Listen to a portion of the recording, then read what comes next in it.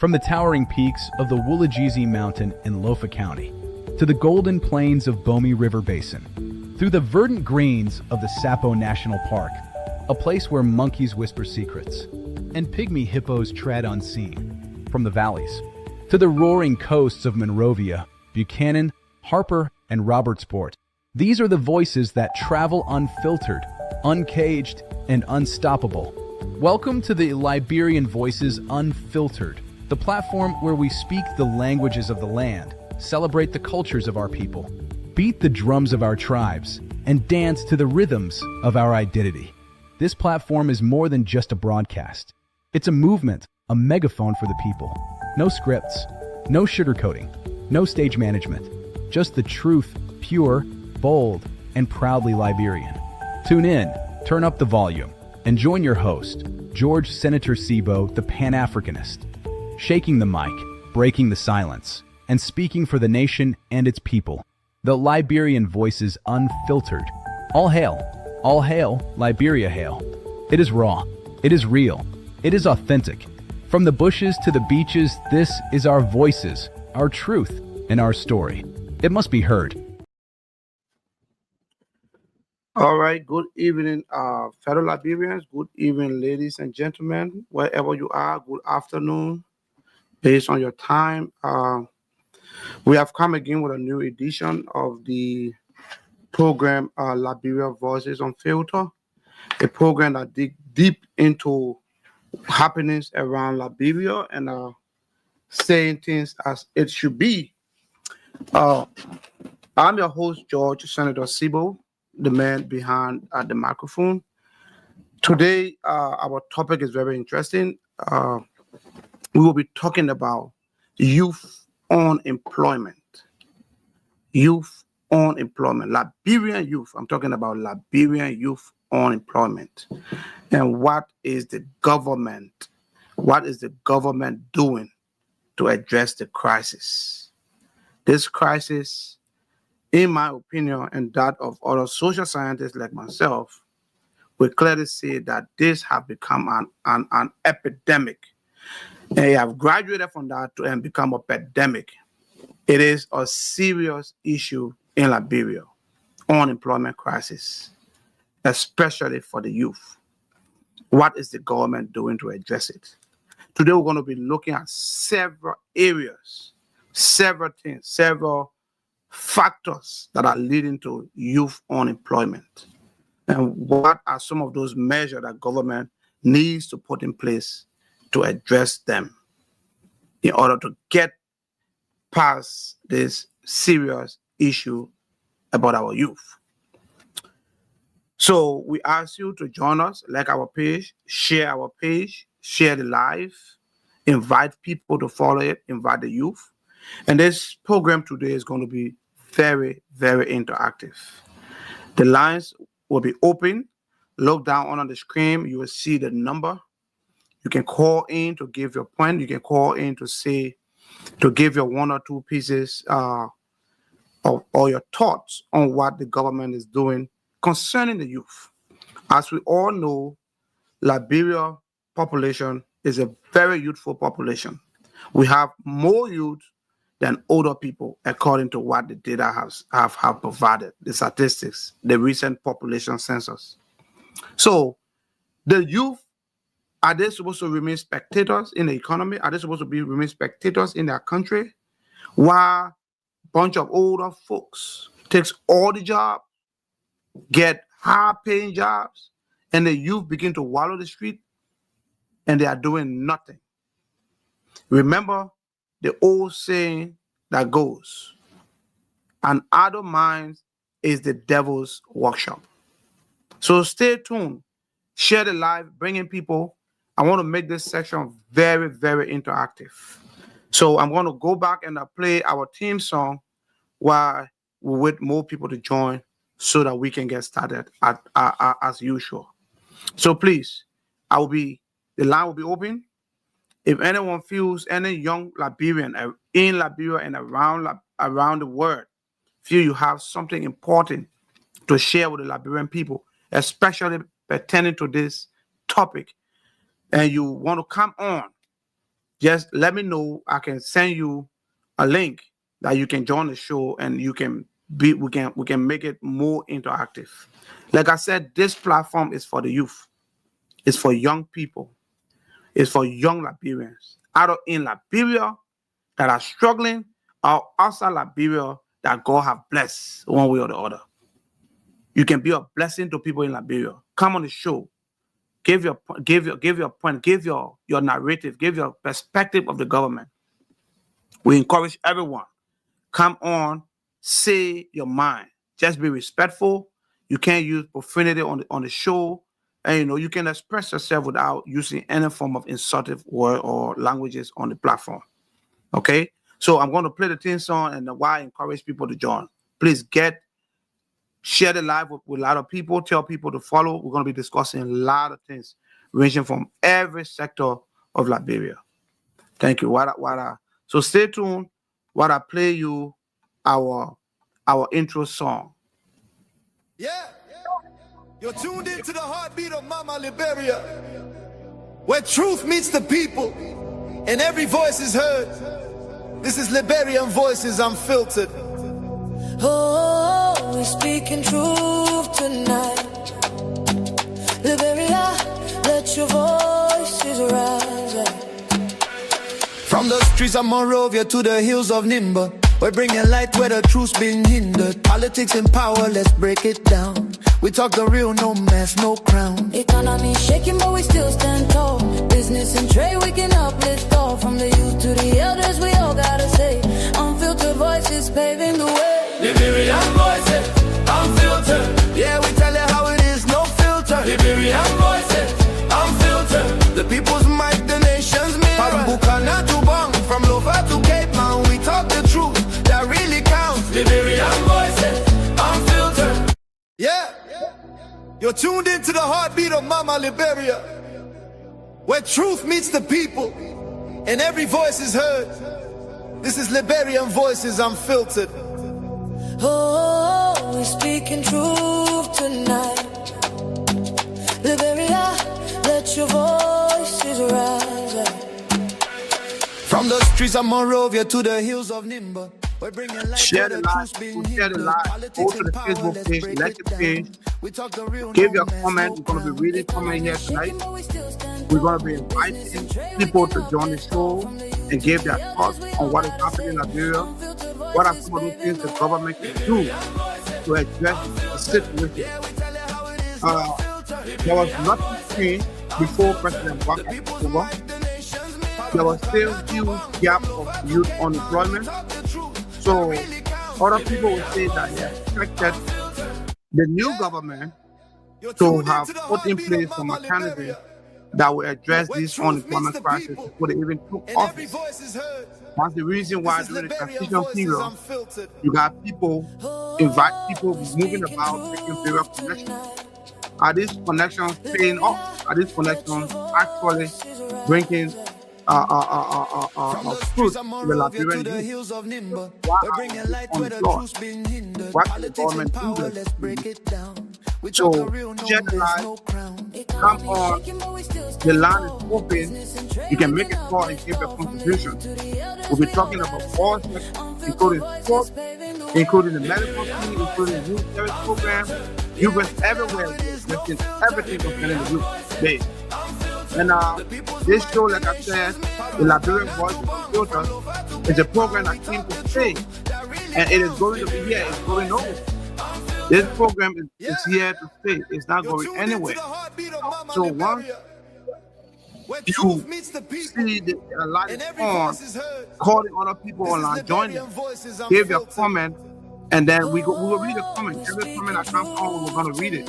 If any young man, woman, or anybody that feel like you have something to say, you have one or two contributions to make, one or two suggestions to make to the government that can help our youth empowerment, the line will be open. You can call in. You can call on the WhatsApp number. You can call directly if you are in the United States or you are in Canada. You can call in. So the WhatsApp number is +1 267 559 4052. +1 267-559-4052. That's the WhatsApp number for the show. You can also call that number directly. If you didn't get the number is rolling down the bottom of the screen right after some of those writings. You will see it, and then you can participate on the show. Yeah, so your participation is very necessary. We need you tonight. We need you tonight. Liberian need to hear from you. Please come on. Let's talk the issue. Look, we are going to say it raw as it is. We're not going to sugarcoat anything. We're going to call a spade a spade. A lot of people involved, we're not going to like it. People that have been sabotaging you, they're not going to like the idea, they're not going to like what we're doing. But like I said in my previous podcast, I'm not on your payroll. I don't care. I will tell people exactly what it is. So join the show. Let us make it interactive. Come and participate. Let us share our views. Let us share our interactive intellectualism, so that other Liberians, other youth around can know that the youth are not happy. The youth are unemployed. They need to take care of the family. Some people don't even have family, even 35 years. So we're going to be talking a lot tonight. Share the live, like our page, comment, and we're going to be reading all of your comments. We're going to be open the line for people to come in and give their points. So we're going to get started in just a couple of minutes. Liberian voices, unfiltered. Yeah, we tell you how it is, no filter. Liberian voices, unfiltered. The people's mic, the nation's mirror. From Bukana to Bong, from Lofa to Cape Town, we talk the truth that really counts. Liberian voices, unfiltered. Yeah, yeah. You're tuned into the heartbeat of Mama Liberia, where truth meets the people and every voice is heard. This is Liberian Voices Unfiltered. We're speaking truth tonight. Liberia, let your voices rise. From the streets of Monrovia to the hills of Nimba, we're bringing light where the truth's been hindered. Politics and power, let's break it down. We talk the real, no mask, no crown. Economy shaking, but we still stand tall. Business and trade, we can uplift all. From the youth to the elders, we all gotta say, unfiltered voices paving the way. Liberian Voices Unfiltered. Yeah, we tell it how it is, no filter. Liberian Voices Unfiltered. The people's mic, the nation's mirror. From Buchanan to Bong, from Lofa to Cape Mount, we talk the truth that really counts. Liberian Voices Unfiltered. Your story, your power, your sound. Healthcare, education, we... Yeah! You're tuned into the heartbeat of Mama Liberia, where truth meets the people and every voice is heard. This is Liberian Voices Unfiltered. We're speaking truth tonight. Liberia, let your voices rise. From the streets of Monrovia to the hills of Nimba. Please share the live, invite people to follow. Bring on your comments. Prepare to join the conversation with your host, God, Senator Steve. So as usual, let us get started. I know right now, it's the right time. We need to hold our government to the government speak to the fire. We need to make sure that the government are doing what it's supposed to do. The government is supposed to be an institution where they cater for their citizens. So there should be no excuse why it's not happening. They said they could do it. That's the reason why the Liberian people voted them in the first place. So we've gone more than a year now. What's happening? Where's the prospect? What is going on? So we're gonna dig deep into that tonight. And we're gonna get people on the show calling, and then we're gonna get a live on. All right. So as usual, 1 second. I'm going to be busy on the phone because people are trying to call in. We're going to make sure we get our opinions on stuff. Okay. I'm going to be sending the link to people to join the show. I'm going to be sending other people that want to come in. I'm going to be sending the link.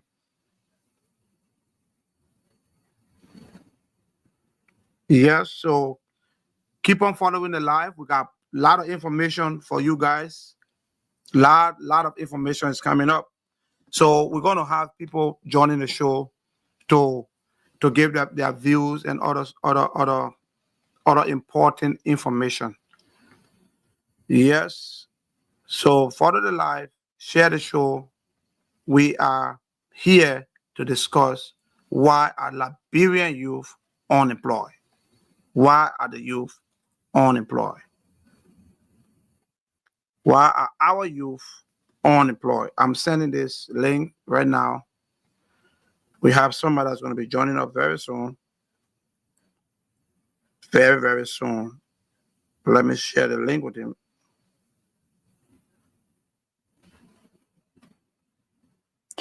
All right. So as you guys know, before we always get started on our show, I always bring you something called, that is the beginning of the show. We always bring you something called the food for thought. Every show we have food for thought. We will provide a wise saying or so. So yesterday, food for thought. People who fail to prepare have already prepared to fail. And the source of this is from the old proverb. People who fail to prepare themselves have already prepared themselves to fail. And this is almost the same as government. If the government fails to prepare itself for future challenges, that means that government have already prepared themselves to fail. So, okay. In today's broadcast, I'm going to be I'm bringing on board one of our Liberian professional colleagues, Captain Bala Piwi, a retired AFL officer that served the Armed Forces of Liberia. He's currently in the United States, and let me bring it on. I want to talk a little more. He's going to tell you people who he is and what does he do. Hey man, how you doing? How are you? How are you, sir? How are you, sir? I'm all right. I'm doing pretty well, and good afternoon from my end. Good evening to our listeners back in Liberia. And I just want to use this opportunity to appreciate you for the time, the energy. I mean, just the resources you put into this work. Yeah, it's so much welcoming. We need more of this kind of platform that keep enlightening our people, that keep informing the people about the day-to-day running of their life, how their life is being run by those the people in charge of them, whether it be their own security, whether it be their own job. Like the topic on our discussion today is really fascinating, the youth unemployment in Liberia. What is the cause? And I think what government can do or stakeholders can do to kind of improve it. Yeah, but I'm happy to be here. I just took my break, got a roughly 30-minute break. I said, man, let me just come here to commend you publicly for this initiative. And we will be here.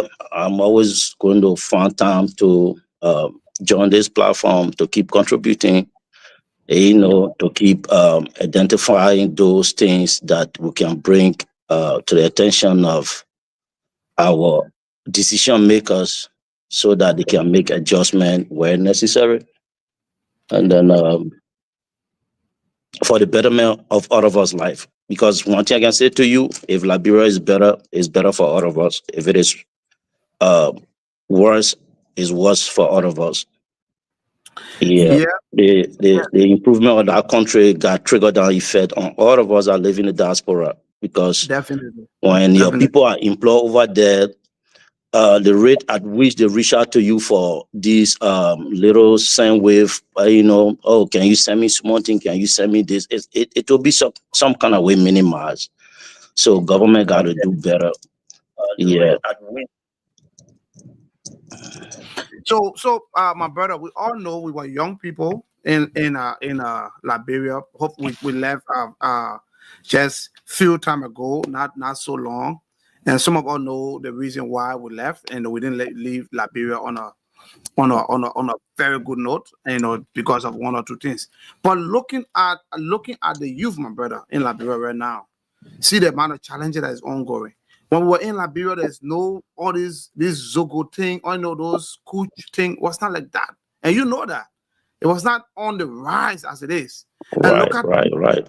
Yeah, and we understand that. Look, youth unemployment has been there from day one, but when you look at a sitting government now, government that say they saw the fault in other government, that they are going to come and fix things, my brother. The youth in Liberia, there are more youth in Liberia than even older people, based on the recent population census that was done. And we're seeing a lot of. So, what are some of those strategies you think government can put in place that can create jobs for youth, that can create, make the youth being busy? What are some of those things you think on your mind that we can delve into real quick? When we look at youth unemployment from our own standpoint, I look at it like there are a couple of factors, so many factors that are contributing to unemployment.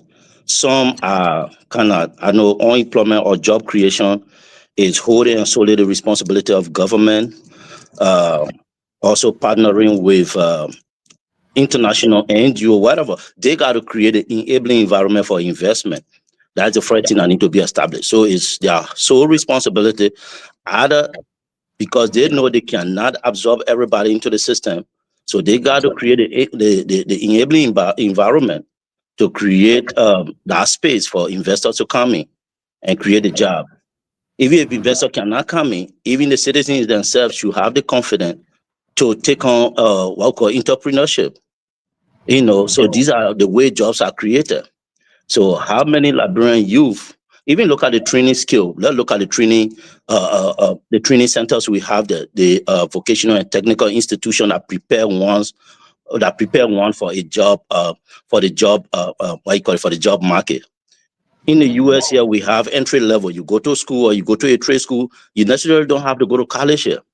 You can come here in no time. When I came here with all my degrees and all the education I acquired over there, when I came here, boom, I went to an electrical school and got a certification in 1 month. I was able to satisfy as a certified electrician in the state of Texas, a licensed electrician. So with that alone, it placed me right there at entry level as an electrician.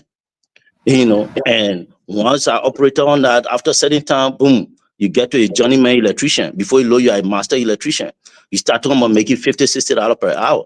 So the technical skills is not just about, I'm looking for a job. What qualification do you have to go look for a job? So the youth themselves too got to take on this responsibility to first prepare themselves. That one thing I will always say to people, I say to my little brothers and people that I relate to, I tell them opportunity will never stop coming, because people got quote unquote statement that opportunity come once a year or it come once a while, whatever. I say opportunity will never stop coming. It only need to come and see you prepare for you to grab it. So we always say that, it's the sole responsibility of government to create jobs. We agree. But do your part to qualify yourself. Do your part to get those technical skills.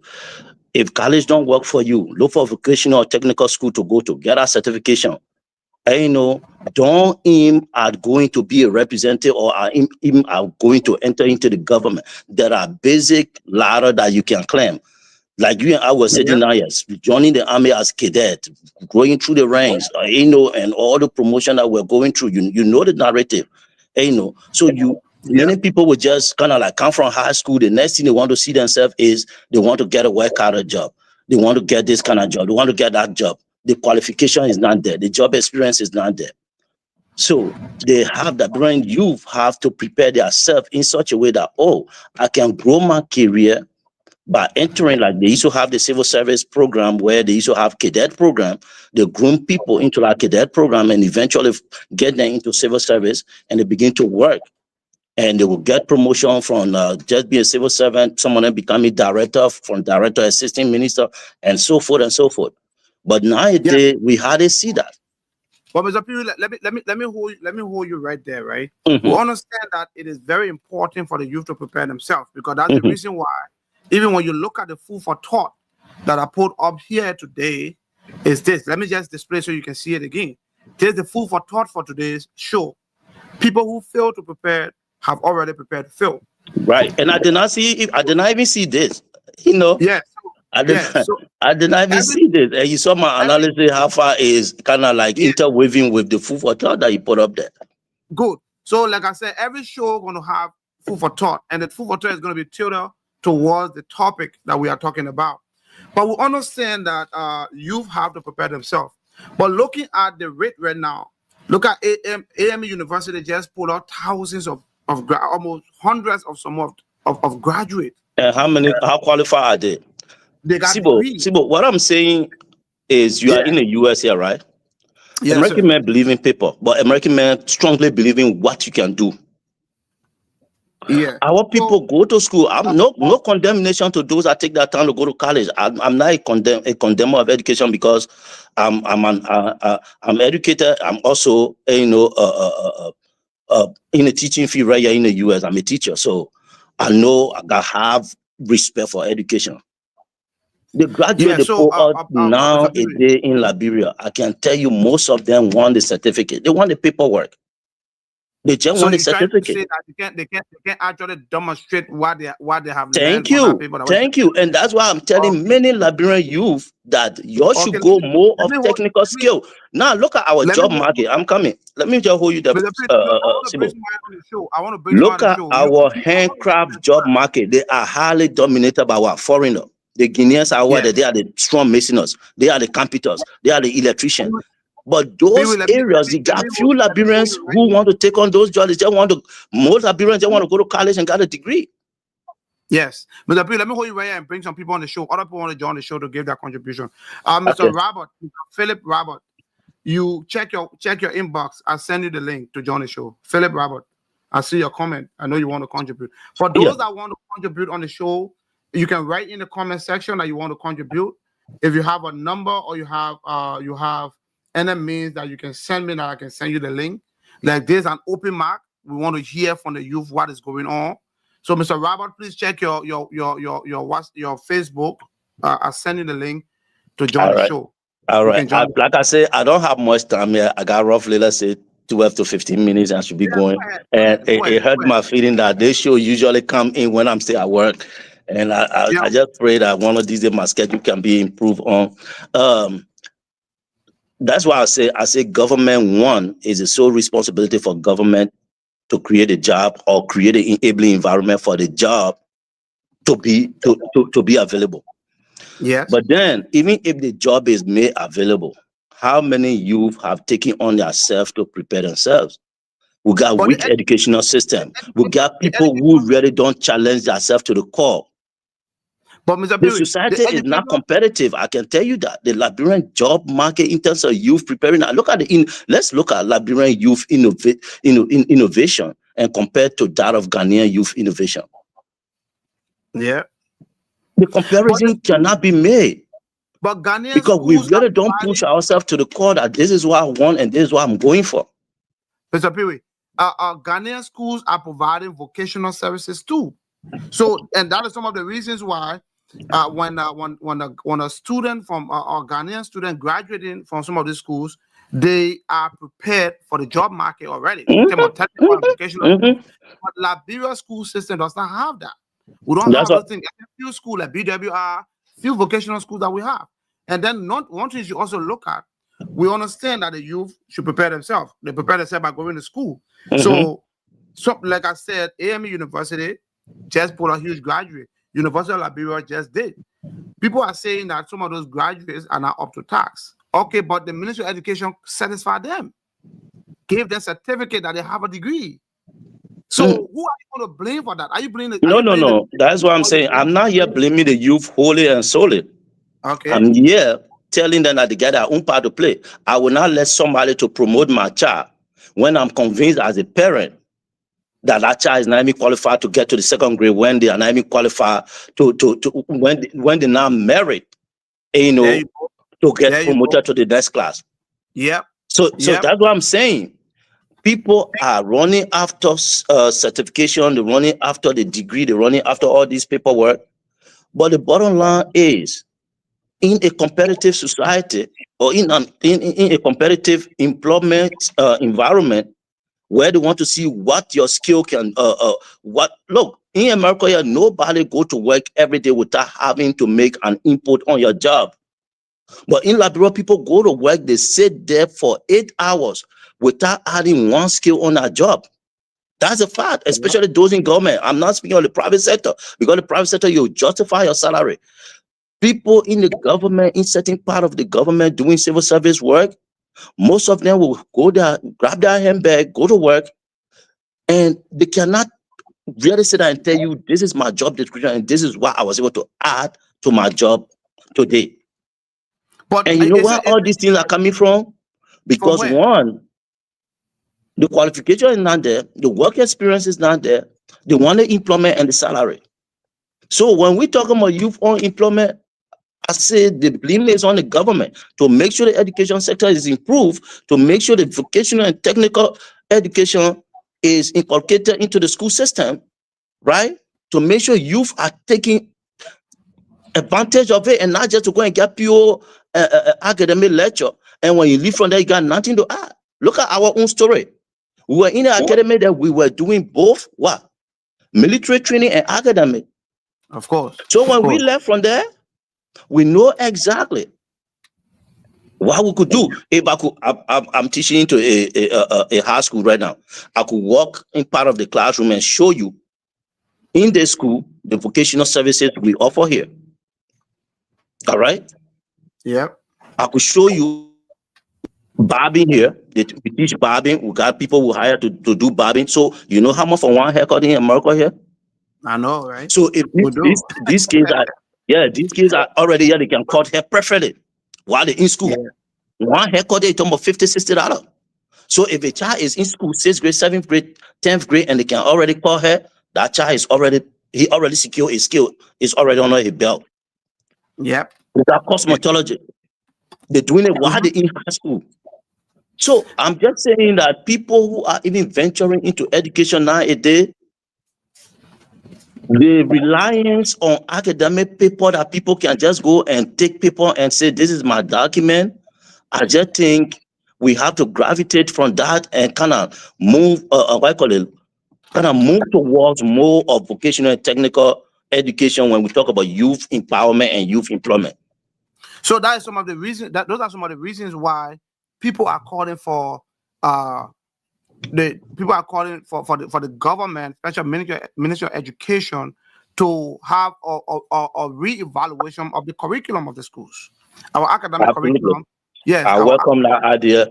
Yeah, I welcome that idea. But how serious is the government actually taking that? And, to be able to do the those government got a bunch of unnecessary subjects that the kids keep wasting their time on, that got no part to play on them. Mm-hmm. And at the end of the day, those kids, they will force those subjects on the kids, and when they graduate from there, what happened? They become criminal in the society, because that's what they teach the children. What the hell? I have no disrespect, I'm a Christian, by the core, I'm a Christian. Why would you make Bible or religious education compulsory on a child education? And when our child leave from there, they're going to become pastor and steal from people. I'm saying all pastors are raw, but literally most of the pastors, what they're doing over there is to extort their members. Because the grown mindset in students in Liberia, religious education is forced that you got to pass it. In America, there's nothing like that. Nobody, your religion is your own personal business. Go deal with it. In the subject, we got 2 core subjects. In the school right here, we got 2 core subjects. We got math and English. We call it ELA. Yeah. All right. Now, we got science. Science is not even a core subject in this school. Then we got art of thinking, where we teach the children critical thinking, problem solving skill. So you see how the subjects are structured. Then we got the DIA program. The DIA program is a vocational program that we run. Well, you got barbing, you got cosmetology, you got what do we call it? Just drum beating. They got that one right here in the corner too. The children go there to learn how to beat drum. keyboarding, So all different skills. So what we're saying here, one thing I want to encourage Liberian youth, because we'll continue to push beyond government 24/7, it's not going to be a quick fix. You as an individual, you can make decision for your life. You got your life decision in your own hand. sure. And what you can do about that is to make sure you qualify yourself. Identify a career path. Identify a career path. Go in that and qualify yourself. Do not fear to go and start at entry level. If that job requires you to start at entry level, go and start it. The salary don't matter. I started my job as an AFL personnel at entry level with a salary of $35 per month. $35. $35 per month. I know. And I was going through the worst of my life in Nigeria. So that is the fact. Go and start at entry level. Many people don't want to do it. It's true. A lot of They people don't want to do it. A lot of people don't want to do it. And in fact, when So you look at if you start at entry level and you build on it, we're over there, build on it until we reach the rank of captain. What really you want to tell me about a military or about the military organization? The rundown of the military that I don't know about. I've been a cadet. I came in America here. I become a recruit all over again. So I've been an officer. Now I'm into the NCO corps. So many people don't want to take on these challenges. They just want to boom, the skyrocket. It don't work that way. In a serious society, it don't work that way. So Yeah. youth unemployment, I'm here to speak on the part of the youth, what they can do to make sure the people trust them with job. Okay, let's do that. Let's talk about that. Let's talk about that part too. Yes, because in as much as the people are looking for trust, as example, we have a lot of people that we have entrusted in Liberia with businesses and other stuff, but it did not. I mean, it didn't work well. Mhm. So trust is a very, very expensive commodity in Liberia, especially is. for we are in the diaspora trying to help our young people, our young friends and family back home. Trust is a problem, but I need us to also proceed with caution in the sense that there are other people that have all of these characteristics, that have all of these qualities, but yet they say they want to school, they are smart in the head, they are good, but the I agree. issue of job creation, 100%. yeah, there are other ventures that government can start working in now. 100, and that's why I say it is wholly and solely the responsibility of government. Even the lack of qualified workforce, it is a responsibility to set the criteria for qualification. So let me display this. Yes. This comment. So I will tell you. Let me just give you this. Let me just give. This comment is from Pretty Kennedy. She said, if the youth of this country are waiting for the government to provide a job opportunity for them, my dear, they are depending on and waiting on broken stick. That's what we're talking about. That's what we're talking about. This is somebody thinking exactly the way people is thinking. Government not going to give you a job. Qualify yourself. Make yourself trustworthy of accomplishing a task that can be dedicated to you, either by being trusted with money or either by being trusted with a responsibility that you can accomplish according to expectation. That's what I'm talking about. But if you sit in there and say government going to employ you, well, I'm not here to condemn them, but I'm just telling you what you can do as a person, what you got control over as a person. There are certain things, there are factors, variables that I can control. There are some I cannot control. The one I can control, nobody going to dictate it to me. I'm going to shape it the way I want to shape it. That's what I'm saying. Liberian youth is on you. Qualification is on you. Go to school, stop bribing teachers. Go to school, stop cheating. Go to school, dedicate your time and be for. I had a computer school over there, which I'm still working on, trying to develop it. I just kind of paused it for a couple, like 1 or 2 years. That computer school, we run it, was very effective. And some of these kids will come to school and drop. They don't want to continue the program, and eventually they want a certificate during graduation. I say it's not going to work with me. It will not work. Yeah. You done 13 class and meet up with the qualification to qualify and graduate and get your computer certificate that you can go anywhere. They say, okay, you did Microsoft Office suite, and they say prepare a basic payroll, and you do it. That's where your see, but let me share my life example and then back up. I got roughly 5 minutes ago. Okay. My first job I ever got was in Firestone. Division 16, there was a plow who factory they were building to division at Division 16 there. I went there as a common laborer. We're digging the foundation. That day they came in the field, they say they're looking for masoner. I've not been a mason, I came from high school. Bro, my late brother was a masoner, qualified masoner. He was trained in Guinea where he came back. I want to talk to him and say, bro, I want they hire. They were paying trade man, I think $5. We the helper, they were paying $3. So I wanted the $5.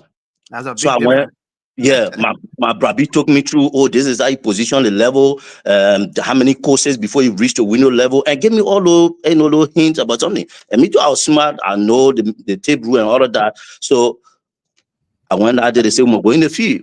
They took us to the office, all the practical, I call it the technical questions like verbal interview. I brand it, I'll qualify. They say, I'll take that in the field, let her go lay three courses. Bro. We went in the field to go lay black. I just sweating, my man. I can't get it together. I can't get it together, my man. The people just say the beginner who say the notebook. Like I know. People are just giving me talk, my man. I know. Yeah. So later I had to walk in and say, people, you know, someone was working from house. Don't let anything happen to me. I like working, help me lay my black and kind of level it up and everything. So when the supervisor came and inspected, I said, oh, my man, you got a skill, you've been doing what you call a job. But that's Behold, don't have the skill. And that's where sometimes I sat down and say, oh, it's not about academic. No disrespect to academic, but I just know what some of us experience down the line before we see ourselves to where we are today. It requires you to keep planning yourself. No skill is a waste. Mm-hmm. Well, in our same office during that time, they say they were looking for a payroll clerk. In our same place, they say, who are those that got computer skill? I raise my hand again. My man start laughing. My man, anywhere they say they're looking for somebody. You're all the skills. You jack. They better start laughing. They say, my man, Bala, you say you computer man. Okay. When I prepare a simple payroll, I prepare and boom, they with me in the office. That's how I was there. So with all those little skill, I was going to little computer school and everything. I thought it was a waste, but later it paid off. But many people just feel like after high school, I must get this job. I must be one minister. I must be this. And that's where they're getting it wrong. So youth unemployment, there's a variable that you got control over as a youth to plan and shape how you want for your career life to look like. Control that part. Yeah. The one that you cannot control for the government job creation, hold on to that part and leave it with them. On this note, I want to appreciate you for this time. This is a very great initiative. I'm going to be picking time to be coming here. And man, don't give up. Nothing should discourage you. Many people cannot get our voice heard. Many people cannot get our message across. Such a platform is needed to get a message across. I thank you. I need to go get my student. I got 3 minutes to go get them. Yeah, I appreciate that's the voice of our friend and brother Bala Piwi. Bala Piwi, he's a retired captain in the new armed forces of Liberia. You see that kind of young man with all those kind of skills, all those kind of potential. How to leave Liberia to find a greener pasture elsewhere in America. He was a captain. For someone at the rank of captain to leave your military, that means there must be serious issue that have led to that. He's well trained. He and I went to the same school together. We went to the academy, Nigerian Defense Academy. We graduated together and we got our presidential commissioning together.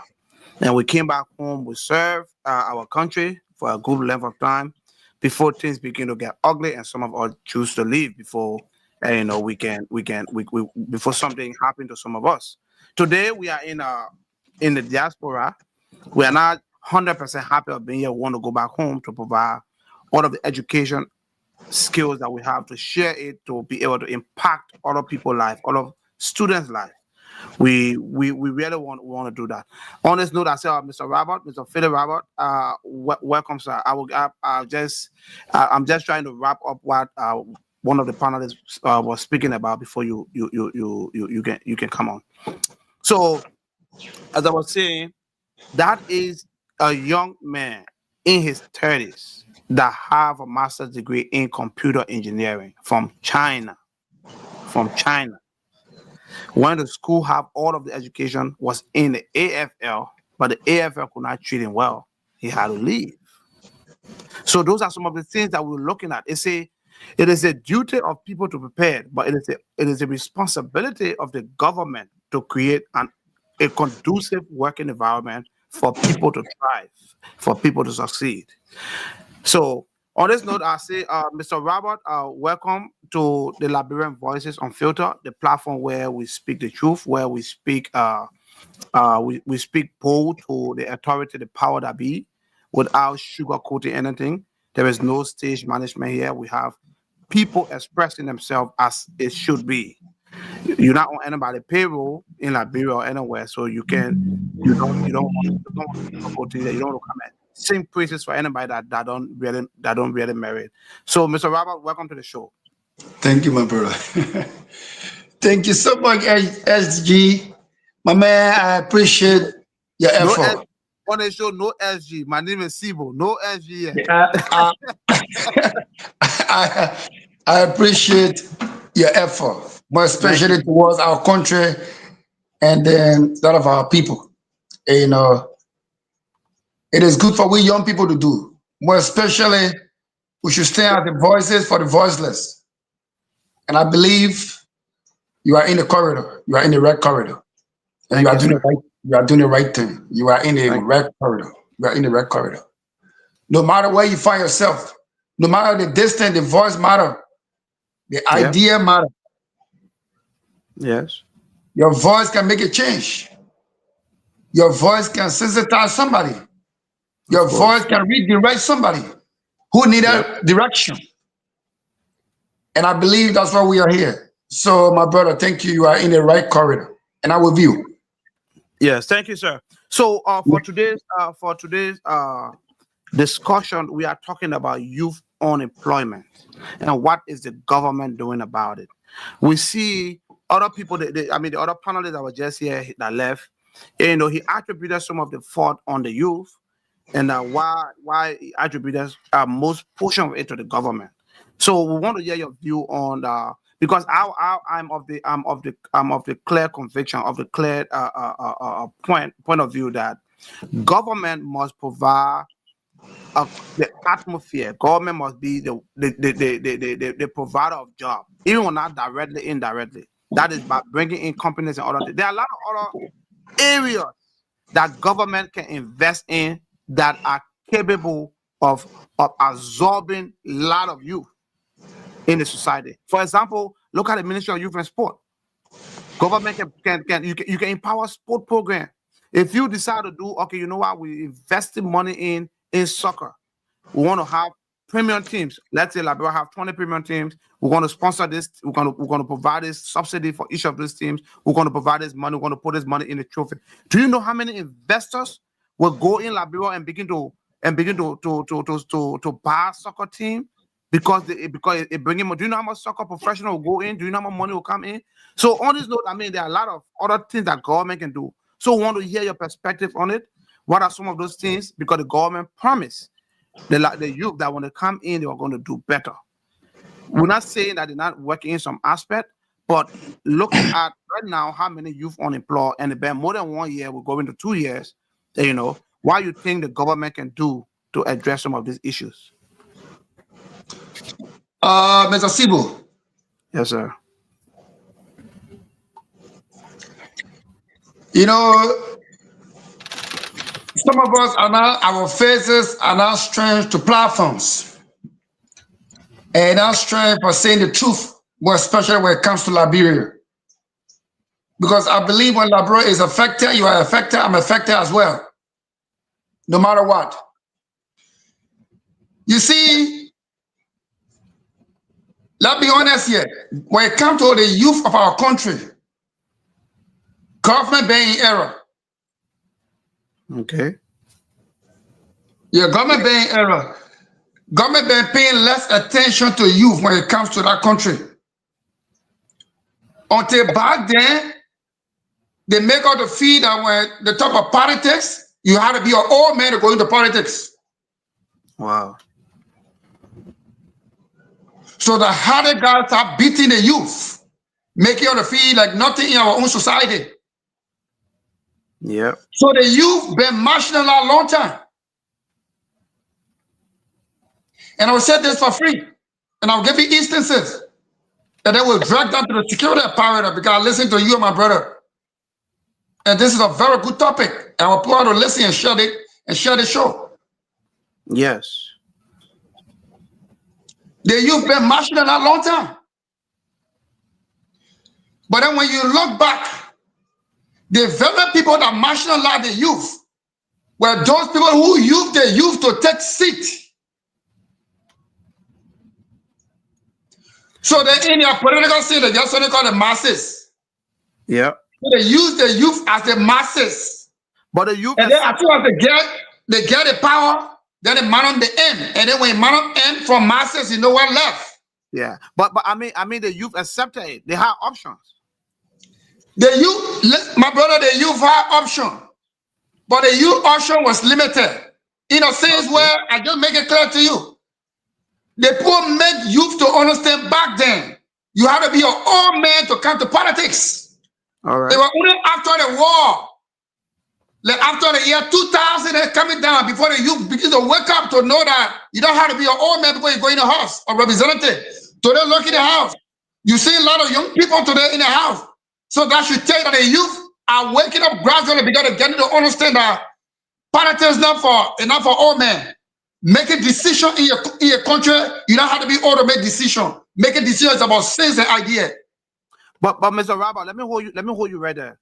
I agree we have some young people in the House of Legislature now. And you know, they are not older people. They have young group of young guys there. But are they making laws in favor of their counterpart, the youth? Are they lot of that in error. Say that again? Lot of that in error. You see? And they are still in error. So how do we proceed then? If the youth are even going in the legislature and not still doing things to that way, making policies, making laws that will support the other youth in terms of getting jobs, job creation, other things, they just sign it contract and agreement when they have that benefiting themselves and their family. So it's wrong. How do we graduate from that? Good. Now we are on a topic. We are on a topic now. And I believe some of these topics will sensitize youth to get to understand that it shouldn't be used only because people want power. And then also those youth who want to go into government positions should understand that it is time that Liberia turn around from the old days to the new days. The new days is the youth days. New idea. Yeah. They mean new idea, fresh idea. So we youth should know that the mistakes, that what we're speaking today, the mistakes our brothers are making, some of these youth that will usher in our house today, and some of them honor the sounds of our voices, they are in error. They should stop making error. They should be able to create avenue for all of you who are down there. They was there. But you know what they did? When somebody climb up there, you know what they did? No. They changed the people children name. Now it's no longer called grown-up boy again. There's nothing in Liberia called grown-up boy. There's nothing called grown-up boy again in Liberia. You not hear that word grown-up boy. Now all you hear in Liberia now, you hear Zoko and Zoki in Liberia. And I'm going to use that word Zoko. I'm going to use the word Zoki because when you define the word Zoko, it means dark. Oh wow. Zoko means dark. I didn't know that. Wow. After a year, do your research. The word Zoko, it means dark. Dark. So they're referring to the people as the young people. Dark. Because they got power now. Okay. But you think that name originated from the legislature? You think that lawmaker that coin or the lawmaker that it had love. It had love. My brother, anything that will surface across the country, when we know that is wrong, we should put stop to it.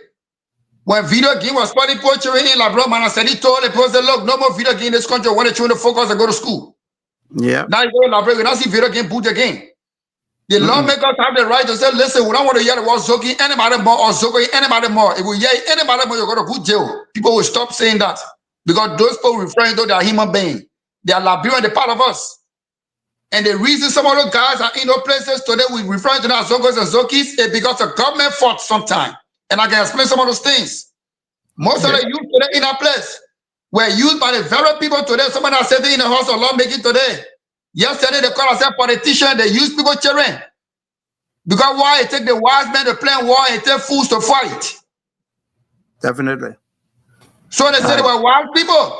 So they use the people children and they use the people children as fools to fight. So after the poor children finished fighting, doing everything for them today, they were the very people who get the poor children drugs. They were the very people that imported the drugs in our country. So today we will talk about regime change. And that's why we are asking the Joseph Nima Boyka government to make sure protecting every border. Protecting every border. We want our youth to be safe because we believe our youth were not safe on a previous government. So we are asking his government to help and save our youth and create jobs for them so that people will not call them Zokos and Zokis. And lawmakers, they know the word Zoko or Zokis is not a good word. They get a right to say, look, from today on, we don't want to hear the word and pass in the law. So a lot of the guys are sitting over there, they don't have love for the people, they only have love for their salary. Law, okay, I like that part, love for their salary. But let us look at it's something that very soon I'll be bringing it up so that we can take a look at it right now, right? If you a government, a serious minded government that is working in favor of the people that want to empower the people, you had opportunity to look at the draft budget, 2026 budget? Did you see money that is allocated, the way money is being appropriated in our budget? You think the youth is effectively reflected in our budget? You think things really capture the youth? I will tell you, no. Like education, like you think brother, here on this platform, I'm speaking as Fede Rawa, and I'm speaking for no political party, I'm speaking for Liberia and the people. No. Definitely. The youth have been marginalized. They still marginalizing the youth. And it's wrong. So it's wrong. Yeah, let's take a look at this screen. Look at what we have on the screen right now. That is a summary, a summary of the draft budget. Can you see that? Yeah. Can you see the numbers there? Yeah. Okay. Yeah. So when you look at number one item on this thing, you will see for fiscal year 2024, the president had $2.1 million for his office. Fiscal year 2025, he had 2.7. This current budget year, which of course they submitted 1.2 billion for approval. The president office alone has $3.1 million to run the president office. And then when you look at the vice president, which is Jeremiah Kuhn, for this year, let's just focus on this year. I mean, the coming year, 2026, he got $3.2 million. You get what I'm saying? Yeah. So $3.2 million. That means the vice president office even has a higher budget than the president office. I really want to see how that goes. And then when you look at the speaker, Richard Kuhn, Speaker Kuhn is $1.848 million to run the speaker office. I don't know what they're doing down there. They need all that money just to run the office. Then when you look at the Senate pro tempore, that is Yombli Kanga Lawrence. Look at the number, 958,000. You think that number actually reflects the thing, or is there's a political rhetoric that we see here, or there is a song, an unknown figure hiding somewhere that we have not discovered yet? Because I know our people will not take less than $1 million when other people taking 1.8. And then look at Deputy Speaker Fala. Thomas Fala is receiving $1.4 million for your office. Deputy Speaker, $1.4 million for his office. I don't know what they're doing with that money. I don't know what they need that money for. But then you also have the Chief Justice. Look at the Chief Justice. When I saw that number, I was surprised. Why would the Chief Justice be paid I mean, the office of the chief justice be run for $261,000. When other people are making millions. You get what I'm saying? So looking at this number, when you put all these numbers together, you're talking about something close to 33.3 million dollars in total. You get what I'm saying? Yeah. $33.3 million to run 6 offices. $33.3 million just to run 6 offices in the country. But when you go to hospitals, local hospital, I will display that for the hospital one. But let's talk about this first, then we'll go back to the hospital. Look at that number. Is it something that is actually reflecting the youth? Is it with that kind of astronomical amount being given to those people to run their office? Why are they running their office? You want to speak to that? My brother, I told you from the beginning about youth being marginalized, and they are still marginalized. Previous government marginalized the youth, government officials, lawmakers, ministers. I'm not going to hide it. I'm going to say this for free. I'm not staying with any of them. All we see is about Liberia. This budget for these people offices is too high. They're not helping nobody, but helping themselves. Yep. My brother, they made me to understand the speaker of Liberia making more money than the speaker here today. Of course, in America. Yeah, they don't make a lot of money here. Richard Coon make more money than the U.S. speaker. Yeah. A Liberian lawmaker made more money than a U.S. lawmaker. But they come here to beg. But you come here to beg, you say the country is broke, the country don't get money. Yeah. So you know, sometimes when our people doing those things and when they put the nation budget and thing up, they know those things will be worldwide. And then when people begin to speak to it, they say you're trying to inciting people, you're trying to do this, you're trying to do that. We fought against corruption here yesterday. I don't think we should be the people to tolerate corruption. Yeah. We fought against corruption seriously, and we'll continue to fight against corruption no matter what. We should not be the people to kick people out for corruption, and then we also cover corruption packages. And I don't think it's supposed to hold. We should all come in the name of Liberia in the interest of the people. When you look at the entire budget from bottom to top, the youth have been marginalized, and I will say that for free. Brother, I started doing research on the youth. I got all the documents here. I started doing research on Liberian youth. My concern went to the youth in 2012. My first visit. And on border crossing points in Liberia. Security and youth were the first 2 major things that I did research on. The total Zoko and Zoki rate in your country today, I can tell you. You letting the health ministry the money? Look at health budget in your country. Look at health budget in Liberia. You letting the health ministry report this money on HIV in our country? Community by community, you listen this money. There were many places, Old Road, West Point, Ghanansville, giving numbers. That is today, according to a health ministry report in Liberia, you got 36,000 HIV affected people in our country. 36,000. 36,000. And the Vero community, you go on their website right now, there. And then the Vero community, the Vero community that people live in is there. But look at the health ministry budget. No, look at they want to play, they want to joke. They should not joke. It's too early for joking.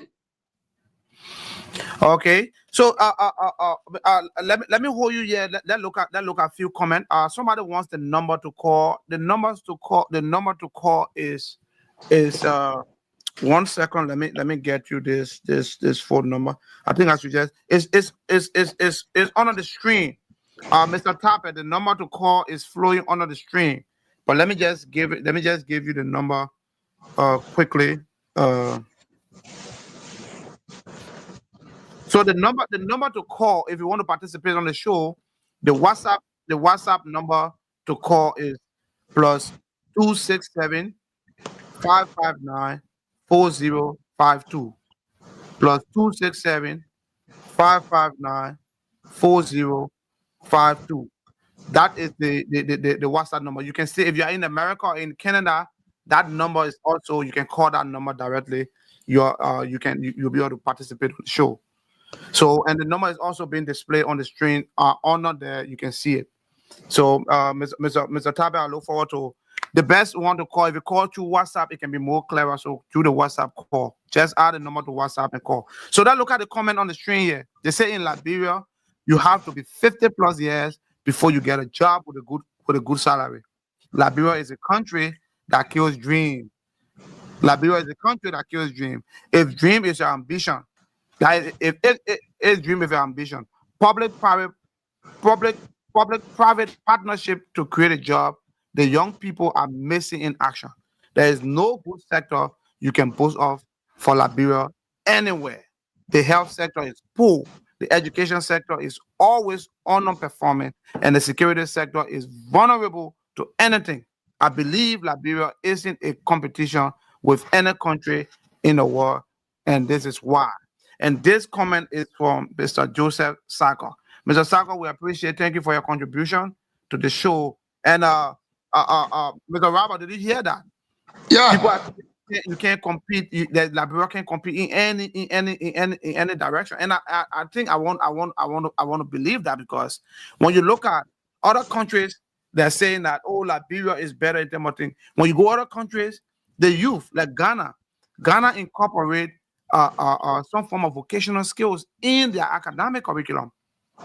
So when the youth goes to school, when they graduate from high school, some of them are plumbers, they are masons, they are carpenters. You get what I'm saying? They have some form of technical skill that they can be eating on small, and know how to go to university. Like in America here, people want to go to nursing school. Original nursing will take you 3 to 4 years. So, but why you be eating before you get that nursing thing done? So people go and become a LPM. And you go and do LPM for a crash program for 1 year. You be eating some of the LPM money small while you're doing your nursing program, paying your bills and other stuff. So that's why Ghana incorporated those things. Other countries incorporated things. Gambia, Zimbabwe, they incorporated those vocational programs in their academics. But today, looking at Liberia curriculum, everything is all subject. We're doing subjects that don't really matter to contemporary Liberia. We understand that no knowledge is wasted. You getting me? But what are some of those things? Murder in the cassava patch. What is it really going to do for our people? What will murder? Why that knowledge? What have they done for anyone anywhere? So we need to revive. I think the Ministry of Education need to revive our curriculum to help the youth. Now I got a couple of calls. A lot of people. I help people.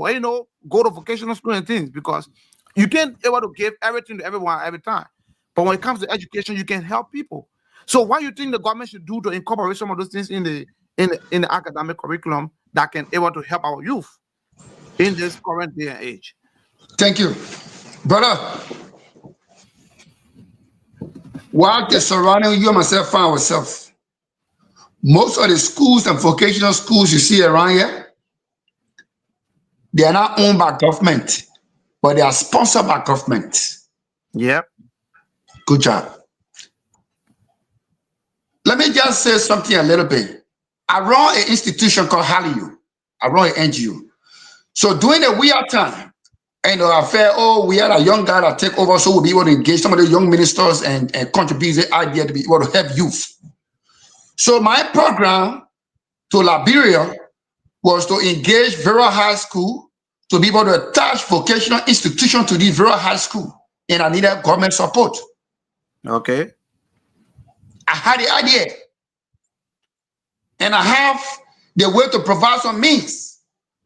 Yep. So I try to get some. I go around some government officials. Say, look, this is the idea. Where we live in America, or where we find ourselves in the Western world, most of the schools you see, they're not owned by government. They're owned by individual, but they are sponsored by government.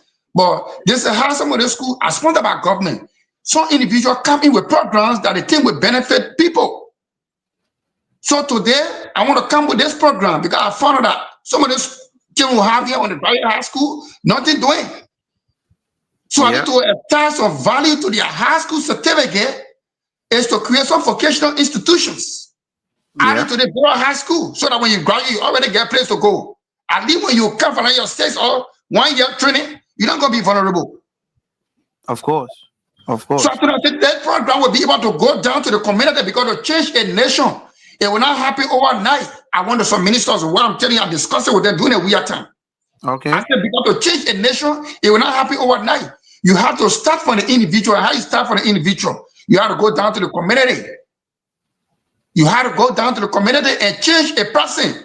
Because when you change an individual, you find a community change. And when you find a community change, you find a society change. And how we can do it is to launch youth vocational institution and spark these vulnerable children in the community and bring them to empower them so that tomorrow government will not be in a mob. The reason today everybody is dragging on government because there's no facility I've created for these youth. Say Liberia youth have been vulnerable in our country.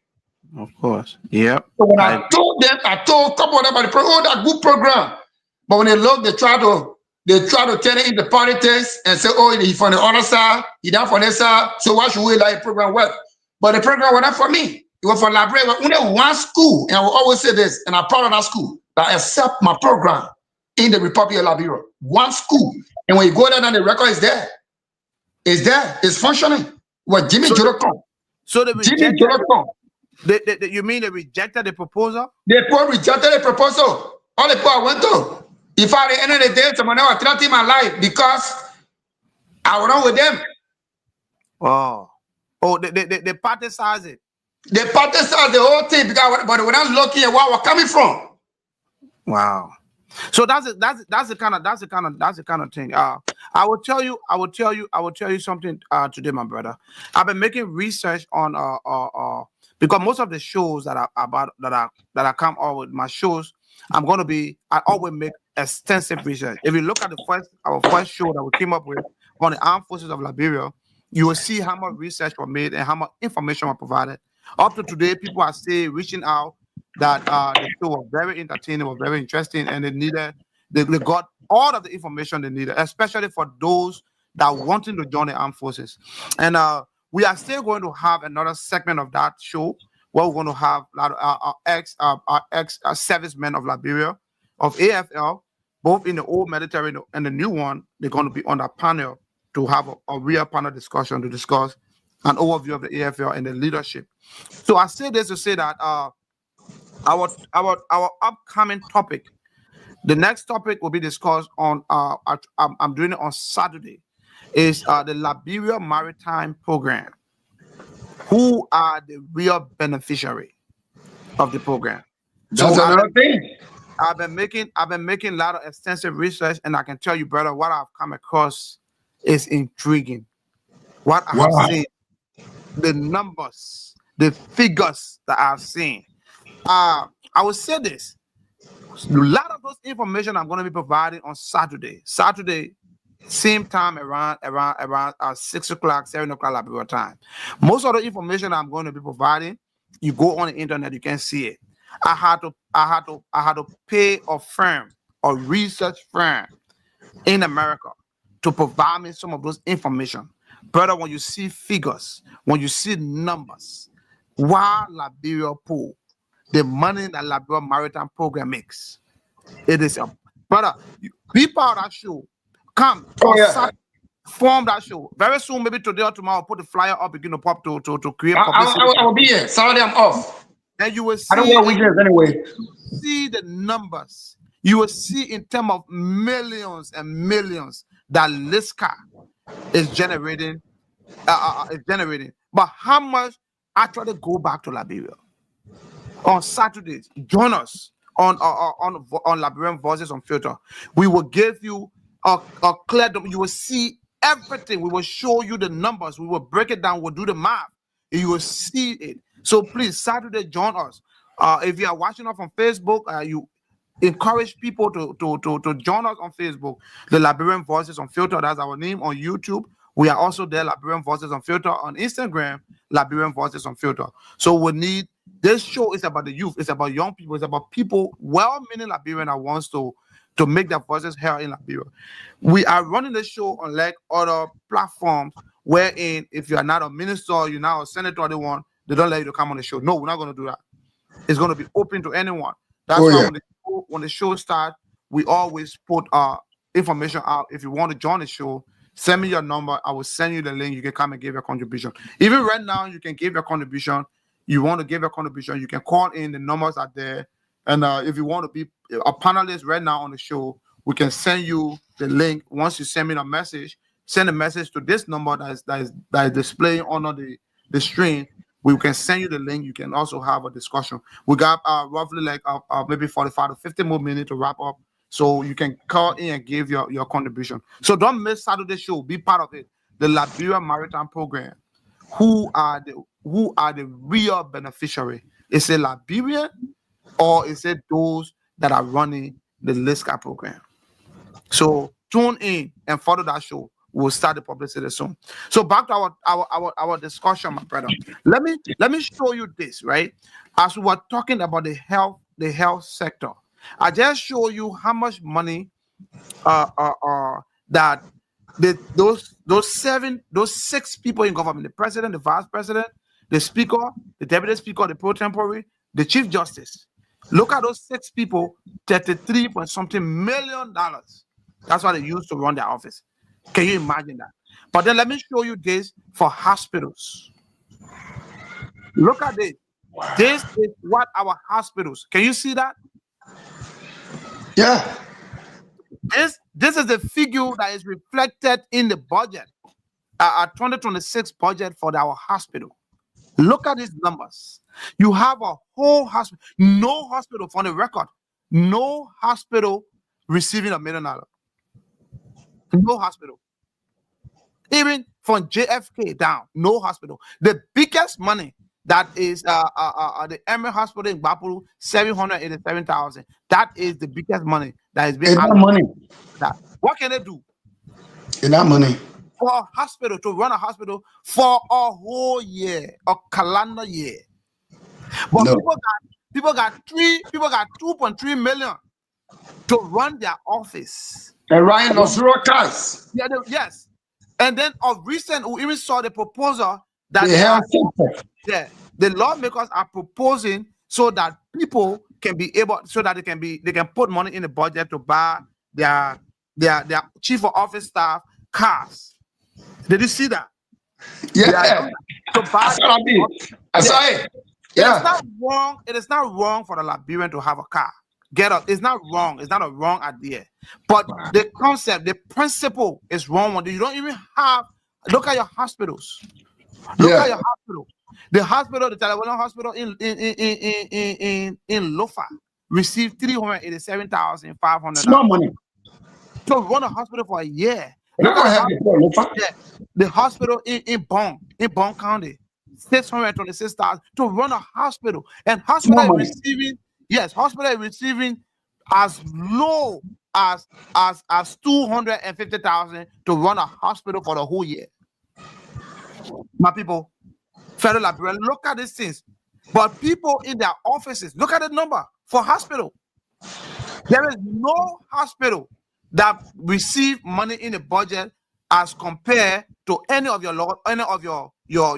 senior government officials. Look there, with the exception of the Chief Justice that receiving $189,000. Every other people in this place, they are in million, and Yomli Kanga is in let me see, Yomli Kanga, yes, she's there in $3 point something million for the total. So for 2026 budget, she is receiving less than $1,956,000 after 2 years. You see that amount that has been displayed. So look at the hospital one and look at the ones for our people that call themselves the leaders of the country. What is Jeremiah Kuhn doing with $3.2 million? Why is he doing with $3.2 million? Let's speak to that. Why does he need $3.2 million to do?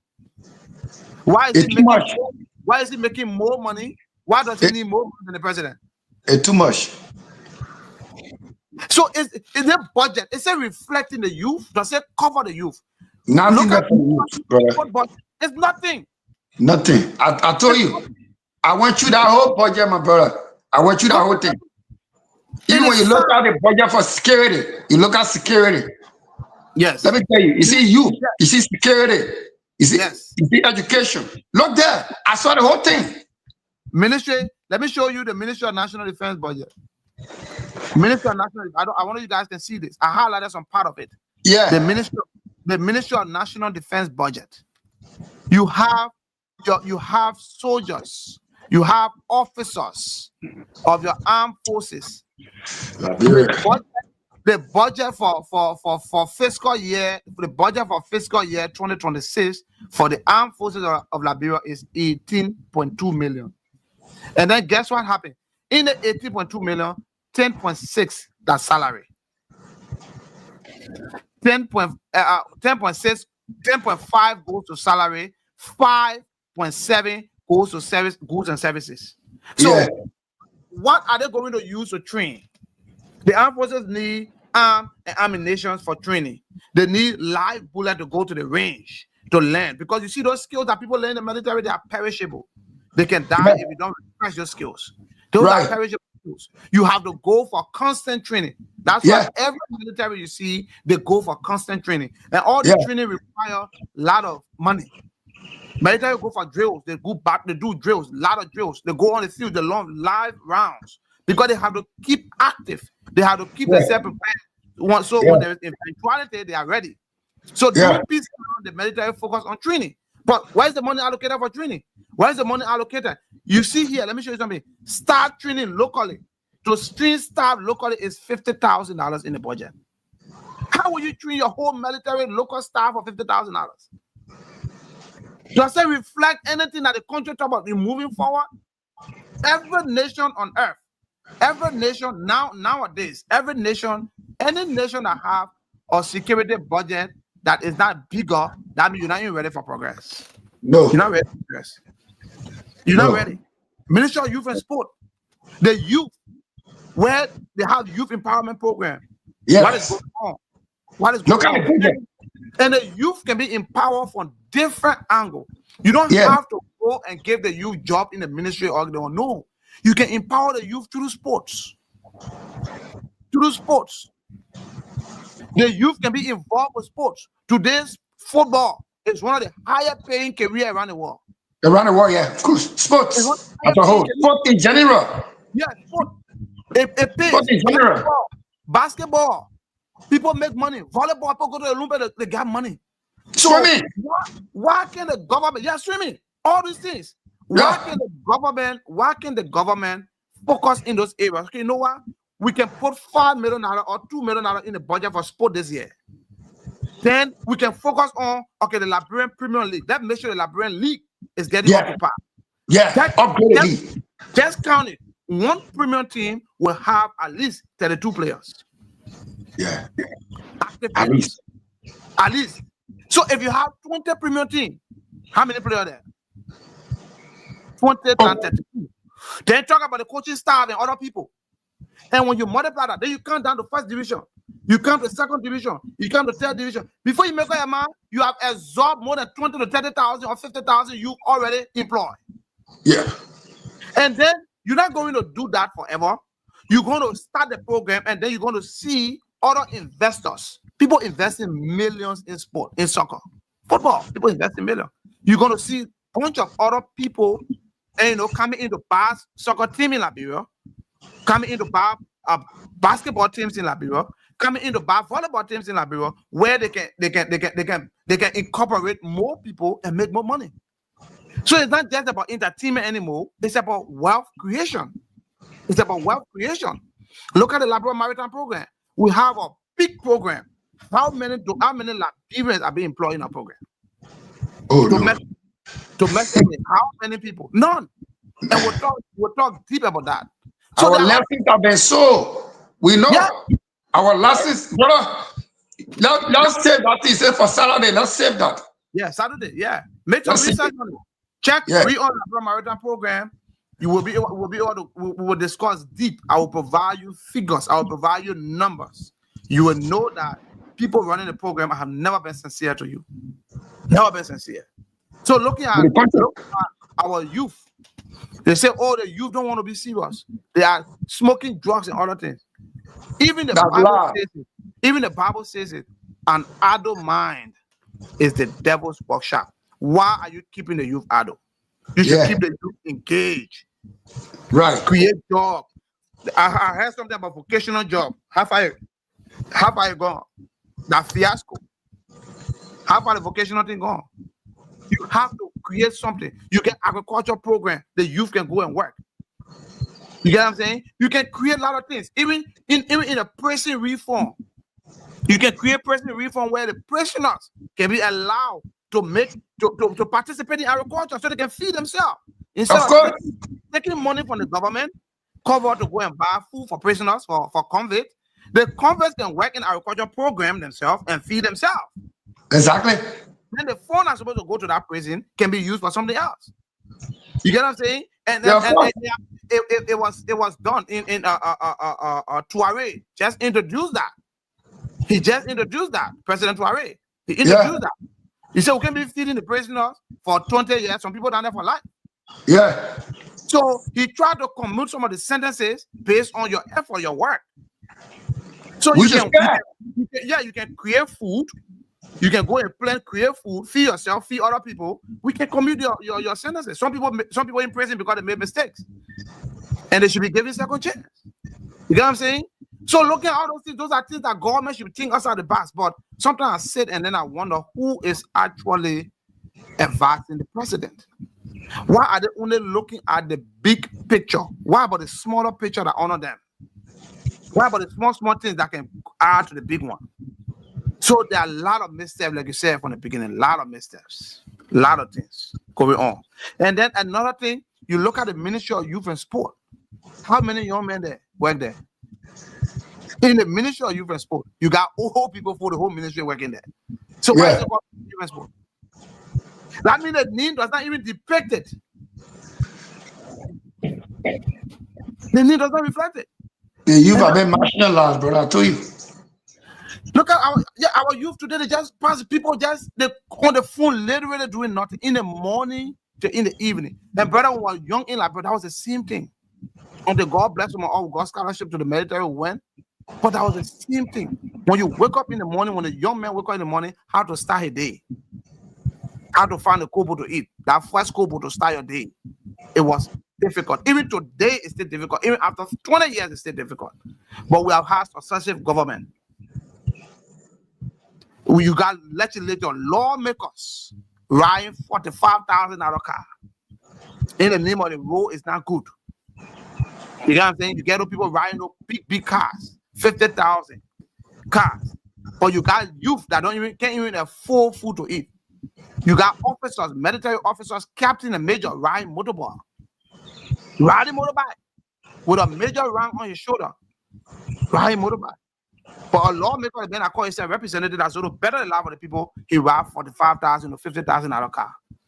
Then when the youth get disenchanted and begin to revolt and begin to protest, they say the youth are unserious. Yeah. Is that why you are serious people? Why are you guys provoking the youth? They are provoking the youth. So there are a lot of things that there are a lot of missteps. Government making a lot of missteps. They need to realign the agenda. Sometimes when I saw this budget, I said, did they discuss the budget with the president? Looking at line? I don't think so. I don't think they did that. My brother. Yes. Let me tell you something. When we say this, other people will say, oh, don't say that. But we said it from the beginning. Some of us make the statement when we went to Liberia and we saw the way things were looking. Yeah. And then we went on our platform and said the operator was hijacked. People started to import what we mean that the operator was hijacked. As we go down the line, I just told you in the red corridor.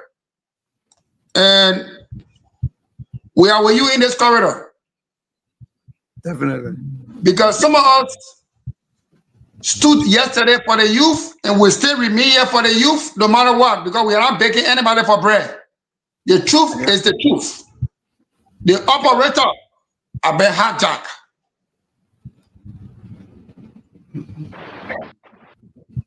I want you to take that.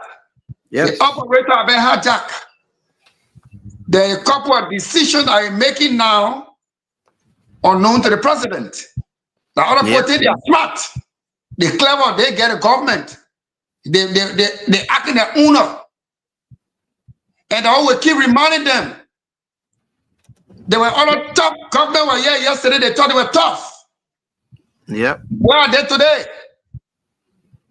They're gone. We are their king. They thought they were unmovable. They thought Liberia was family plantation. Where are they are today? They're gone. If you made a Liberian people get tired with your drum beat, you can never beat any other drum in the ears of my people again for them to listen to you. No. If you make our people to get tired with your drum beat, that you can't change, and they get used to it, later on they know all the drum you beat again for them to listen.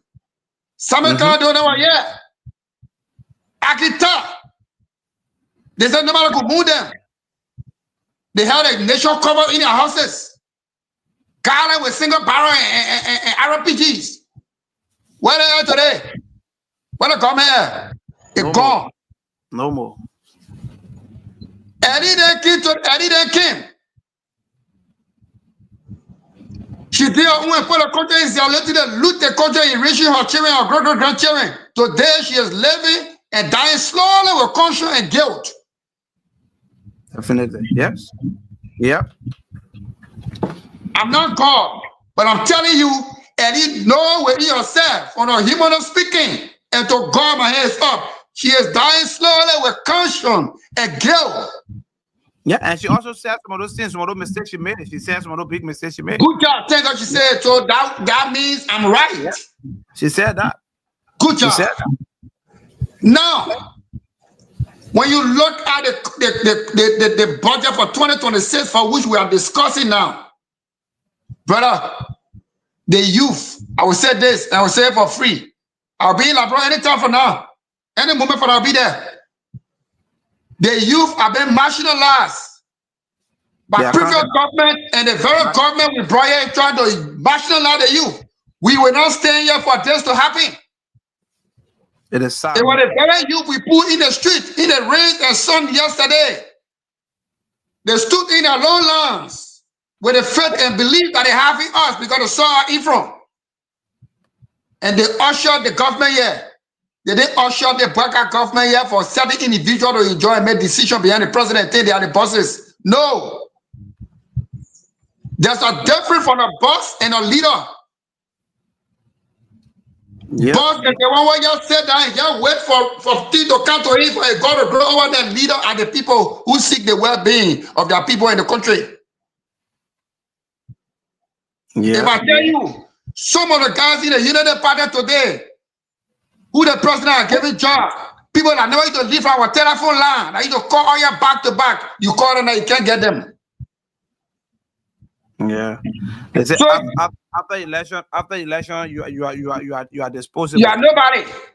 You are So disposable. tell me, when 2029 gets closer, then you come and give me your new message to believe you, you'll be late. And that's what happened to CDC. And that's what happened to Doe. Before Doe realized it was 1987, it was late. The enemy were too much. You cannot change people just like that. 11 Costa running to CDC. What do you can undo? You damage thing for the people for 6 years. What you can undo in 2 weeks? I know, right? I know. So, this government, when you look at the current budget, this government, our own government, we brought the government here. But when you look at the current budget of the government for 2026, and even the budget that they are operating on now for the 2024, the youth have been marginalized. And I will say this for free. You even take me even the president. I will say this. The youth are never captured. You can take me anyway. even the president today. I will tell you what I'm telling you. We the youth, we have been marginalized.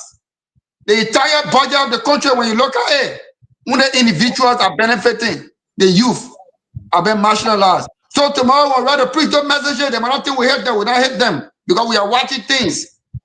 And the messages you give us to give to people with a belief and trust that we give you, if you deviate from the messages, know that they will hold you in time to come. Oh, yes. Yes, And definitely. that's why we don't want them to make mistakes. There are a lot of them who are already started their early mistakes. I just heard a bugger, you fired somebody yesterday, sacked somebody yesterday, day before yesterday. Or a guy who used to bring people back for corruption whole day, preaching people, how people corrupt, how the other person corrupt. Later, they just gain job in less than time. You become worse like a nightmare. And another young man, I think a lot of name is Brown. I know Charles Brown, working at Brown. And that's the kind of irony. That's the kind of irony that we are confronted with. The Liberian population is confronted with that irony. Trust issue. Trust has become a very expensive commodity in Liberia. People advocate for the job. People come make all the noise they're giving the job. Look at our legislators. There are people in the legs or direct along. You know, there's one thing that I want to speak, and there's the reason why our youth are not progressing. Things are not working for the youth. Those guys, when they are in opposition, when you hear them speaking, I remember vividly, I remember very, very clear during Ellen Johnson time. The voices of the masses were people like Akara Graydon. They were the voices of the masses speaking for the masses. Akara Graydon because they were in opposition. Yeah. Chimas then. They were voices, they were in opposition, so they were speaking. Yeah, Papa Chima were big, great the other day. You can't pull down. Do those days. Dixon Sibo, Representative Dixon Sibo, those guys were the voices. Are you getting me? And then later joined them was Dara DeLong. When DeLong took office, they became the voice in the court and said the light. Yeah. But when CDC government took over, Akara Gray, instead of being the voice for the masses, became the voice of the ruling party. Yeah. You get me? And those are wrong. You cannot, as a politician, you cannot be a regime politician. It's going to haunt you. It's going to haunt you. You know, sometimes I feel sorry for some of them that lost their position. You get me? Because there are things that they were involved with. You can feel it. You can be with the party, but when the party does wrong, tell them say they do wrong. Once you have, look at America today. Look at representatives. Look at senators.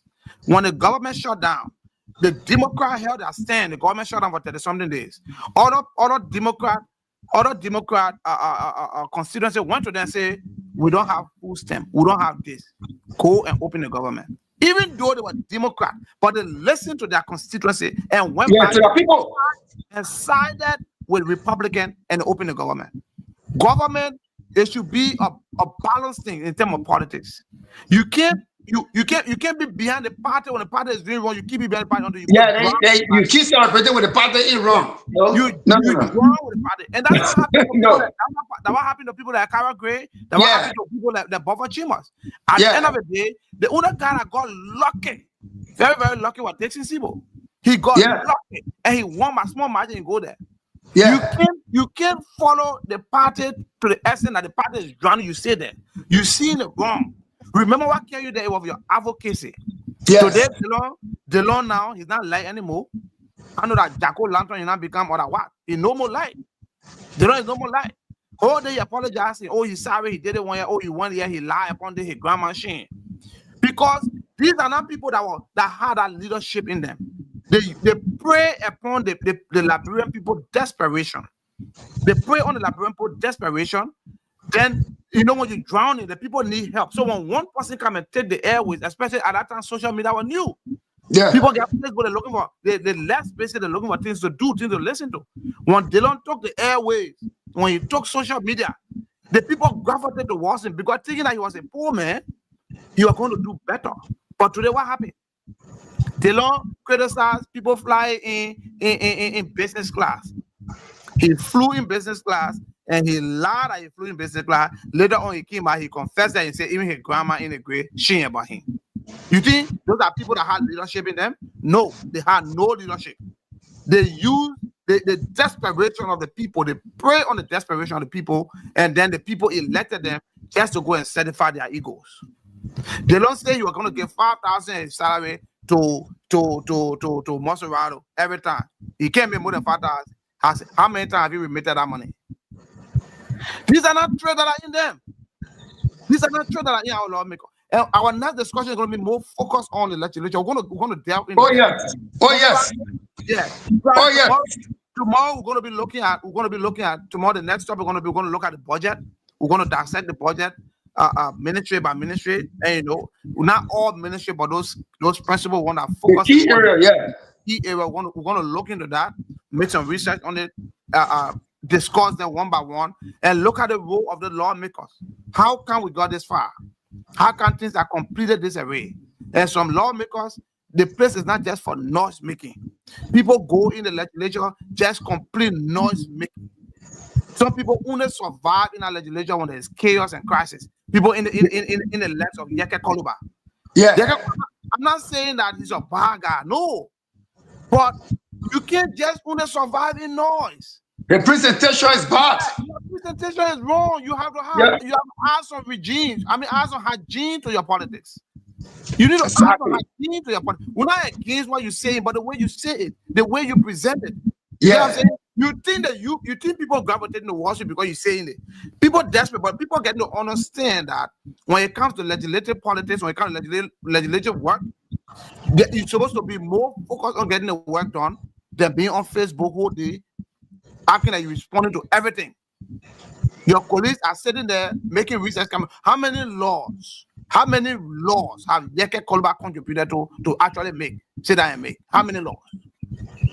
Although you tell you say, oh, the other law going to do, but how many laws have he sat down by himself, sit down and say, I put pen to paper and coin? He don't, because he does not even have the pedigree to do that.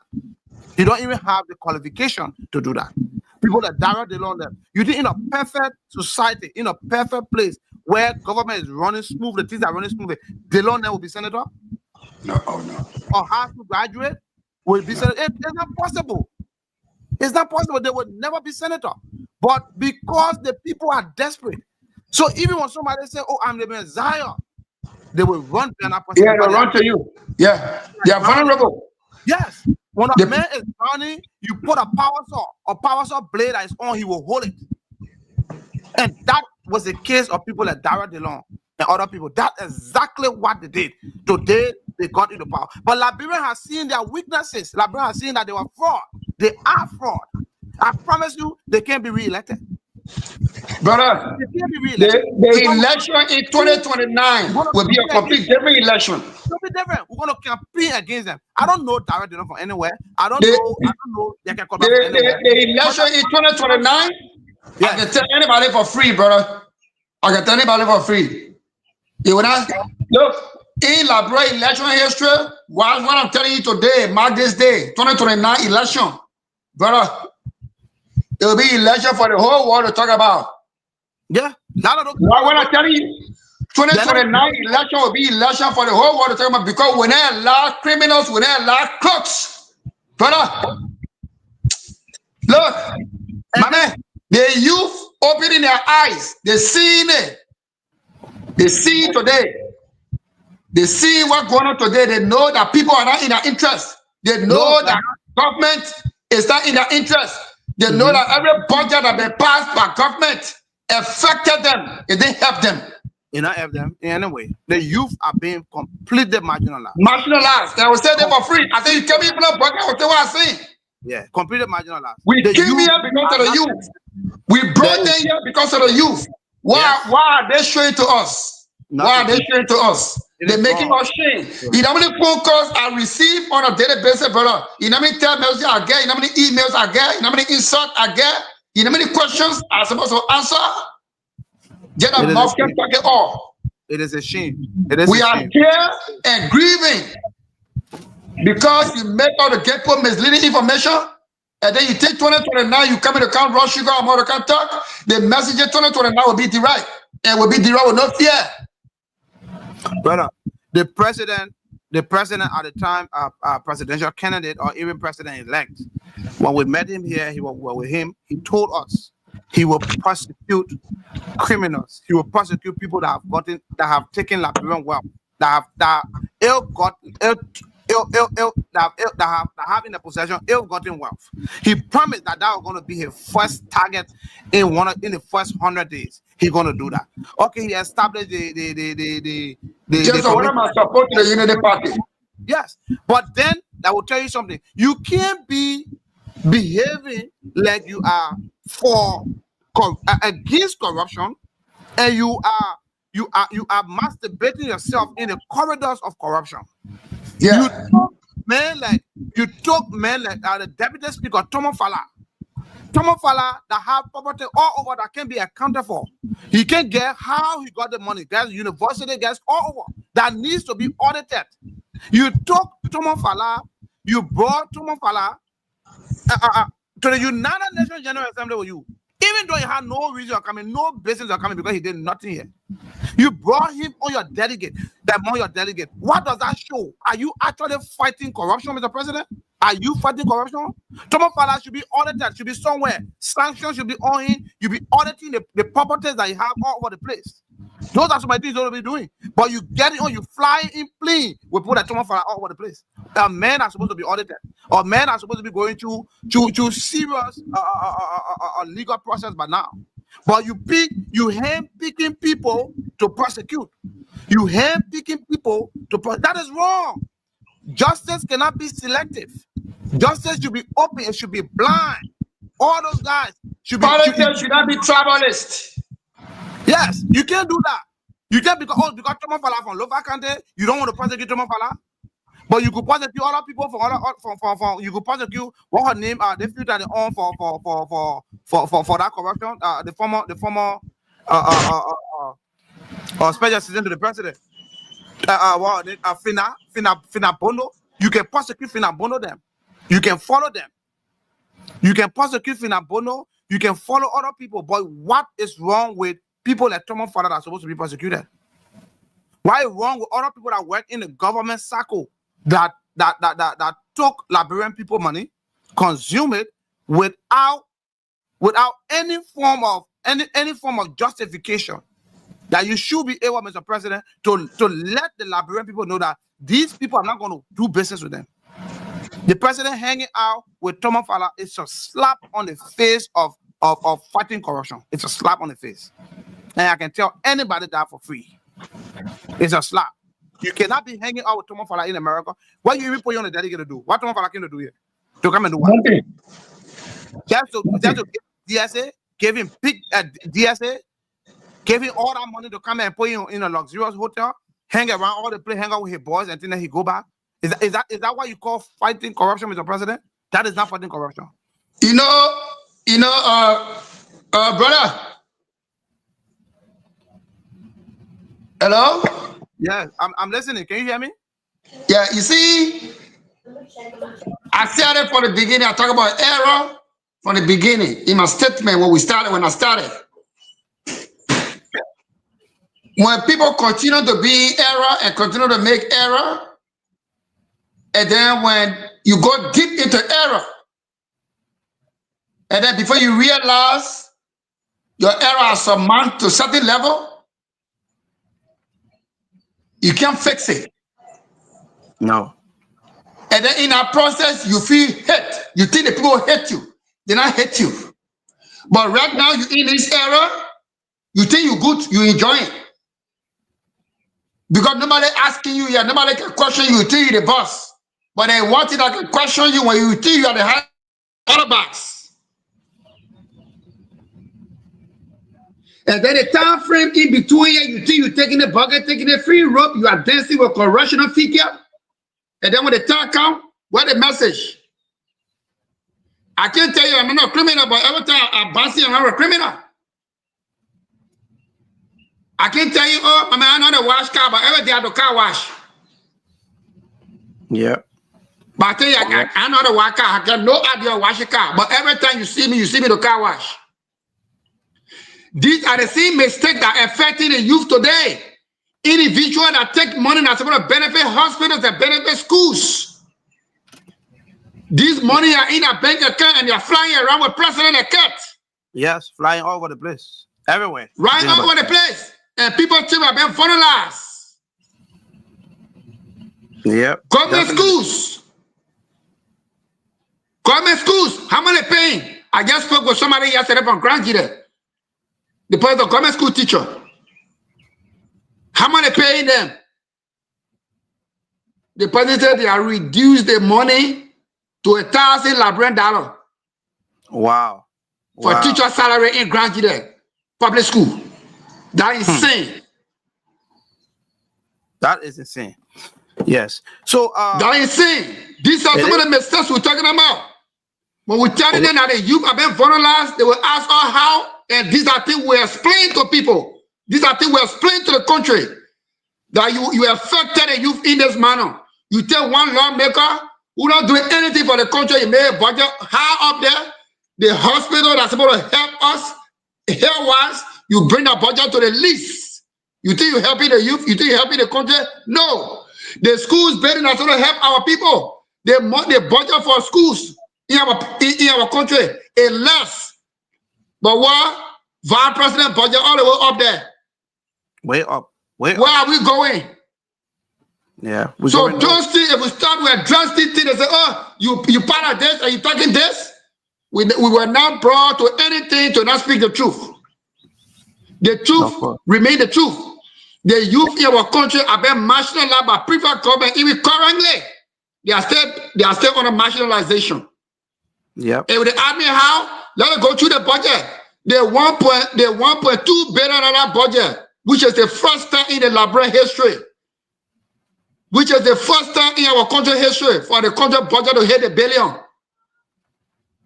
First time. And the youth not even reflected. No. And first time ever. So what are you benefiting? For the first time your nation budget hit $1 billion. Yeah. What are you benefiting? So tomorrow when they use stand to move you, you say the people hate you, they not hate you. They not hate you. And they're forgetting to know. It takes the wise man to plan war. And it takes fools to fight. Yeah. You cannot keep our youth vulneralized. You get their name, you call them Zokos and Zokis, and you think they're going to continue beating, dancing to that your ugly drum beat that you keep giving them. Because time will come, they will pray for them, their eye will get clear. And when the eye get clear, you even get bazooka, you will not hold them. Yes. And so that's why they should start correcting this mistake now, to revisit what they need to revisit. Because the youth, from day one, been marginalized and they are still marginalized. We will not sit here for the Liberian youth to keep on a marginalization on a government. Then we will talk. Thank you, Mr. Robert. Let me hold you right there. The youth keep on being marginalized. They have been marginalized. They have been marginalized since Rock of Ages, and the new government are supposed to work on that. They are not working on it. And I like the saying that it takes a wild man to plan the war, but it takes a fool to execute the war. So, Mr. Robert, I will say thank you for joining up. I mean, you went up, but hopefully you come back. We will try to wrap in this. Yes. Mr. Robert, I was just trying to say thank you. I like the saying that it takes a wise man to plan the war and it takes fool to fight the war. And on this note, I want to say thank you for joining the show. We are wrapping up now. I hope that next time you will oblige us when we ask you to join and to give more contribution on it. Always, I'll be here, brother. We thank you, brother, for your contribution. All right, thank you. All right, thank you. So, folks, there you have it. You see, you listen to Mr. Robert. You listen to the conversation today. So I just want to wrap up with a few minutes, and the wrapping up is going to focus a little bit on what we talked about yesterday when I sent a message to the president concerning our armed forces. The armed forces where you find a lot of young people, a lot of youth. And now the armed forces of Liberia is going to start talking about recruitment. They're about to recruit another set, and our young people going to join. Mr. President, I recommend several things to you. This platform is intended to provide information to you, Mr. President, because you have been barricaded. People have blocked you. Nobody can reach you anymore. Your lines people can't get to your line.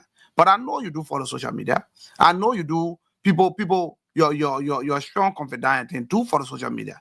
Some of the messages are very important that you need to pay attention to, Mr. President.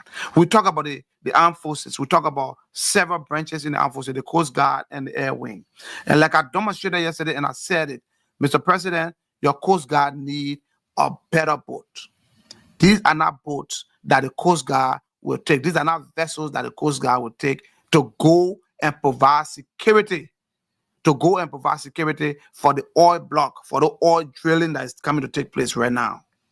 These are not things that the Coast Guard will be able to use. Look at these boats. It's not anywhere. It's almost looking like it's drowning. It's not going to fall, but it can't go far, Mr. President. You need a better boat. You need vessels. We didn't just show these things to you. We recommended things to you. Look at the other boat. This is why the Coast Guard have our best. These things are for river, Mr. President. They are for riverine patrol. They're for police in the water. Even the American government that give us this thing, they don't take it to the ocean. It don't go on any ocean. It goes in the river. They use this for river. They have ships. They have boats that they use for ocean. If this thing capsize and you lost a whole lot of soldiers. You lost a whole lot of crew. And these are your subject, Mr. President. You are the president and commander-in-chief of the armed forces. The Coast Guard need better boats. Those boats cannot take us anywhere. Mr. President, I didn't just complain. I also presented you with recommendation. The Coast Guard needs something like this. The Coast Guard need a cutter class vessel. It's not too expensive. 1.5, 1.2 million can give you these boats. The Coast Guard needs this boat to go out there and police our maritime water, our entire waters. We have 350 miles long coastline. The Coast Guard need a better boat. They need better vessels. These vessels you see here, they can perform so much functions, so much thing they can do. When you look at it right up on the screen, you see how much things the vessel can do. A lot of stuff the vessel can be used to do. They are designed to maneuver in a rough water. They are designed for speed. They are designed for accuracy, and they have weapons mounted on them. They are designed purposely for that, Mr. President. Look into this. The Coast Guard need this. This is one of the recommendations that I provided, and I also provided a recommendation of a second boat. There's another vessel. It looks stylish, but it's designed for speed and accuracy. And this vessel, on the high seas, you cannot even see them. They are made to camouflage. This vessel have precision. They have accuracy. They can surprise all those illegal fishing, all those pirates that will be coming around when the oil drilling start. You're going to have a lot of pirates coming on your coast. I promise you that. You're going to have sea robber. You're going to have different kind of maritime challenge. I saw that entire contract and I see nothing covering Coast Guard. Every company that comes to Liberia to work, to drill our resources, to take our oil, our diamond and things, they should have corporate social responsibility. So this can be one of their responsibility. You want to drill oil. You come in to drill oil from our country. Okay, but we need to provide you security because you are in our domain. You are in our territorial. You are in our EEZ. We have to provide you security. And the security that we need to provide you will be provided by the Liberian Coast Guard. The Liberian Coast Guard right now does not have the capacity. These are two vessels that we are presenting to you. We need 4. Mr. President, be a good deal striker. Go there and present that you need 4. They will tell you they don't have money for 4. They will give you money for 2. Put it in the deal, Mr. President, you can get it. We need it. And Mr. President, I also recommended to you the Liberia Air Wing. The armed forces are supposed to have 3 components. The Army, the Navy, which is the Coast Guard, and the Air Wing. Since the establishment of 2006, since the new Defense Act came into being, there have been no Air Wing. Mr. President, you can set a legacy that will forever be remembered by from generations to come. You can be the first to fully establish the Air Wing. You don't need plenty of men. You can get 20 soldiers you can take 20 soldiers from the current active soldier and put them to the Air Wing, just the way they did the Coast Guard, and they will get training. You already have 2 pilots that are trained. You got 2 pilots that are trained. They are certified pilots capable of flying aircraft today. Mr. President, you need to establish that Air Wing, and you don't need big things to establish the Air Wing we're talking about. One of the pilots recommended these aircraft, and he prepared them and sent them to me. Look at this. Mr. President, the aircraft is called Cessna. It's Cessna 206. It's a 12-seater passenger plane. Most air wing, most air force that started around the world, they started from passengers, from transporting passengers. At least you get your air wing established. This aircraft can be used to transport high dignitaries around the country. It can also be used to carry cargo and passengers. It can be used for intelligence gathering. It can be used for aerial surveillance. It can aid in maritime search and rescue operations. It can be used for air reconnaissance and air ambulance services, Mr. President. This small aircraft you're seeing, it can do it. It can do it. That includes medical casualty evacuation. You can use it for border security. You can also use it for humanitarian aid during natural disasters, to take it there. During election time, it takes off forever to get ballot boxes, ballot material across, especially in the Southeast because of bad roads. Mr. President, election result can be thwarted because of a longevity of the time it's staying there. You get these aircraft. They are small. And the price for the aircraft, Mr. President, look at the price. This is the price for brand new aircraft. As I'm telling you, 12-seater Cessna 206. It ranged from $750,000 to $1 million. $750,000 to $1 million. If you buy some of them that have been upgraded a little bit, based on maybe from 2014, 2015 ones, you buy it for $1,050, Mr. President, $1,050,000 for this aircraft. You can use this aircraft to start your air wing, Mr. President. You can do that. We are calling on you to pay attention to your armed forces, like we said yesterday.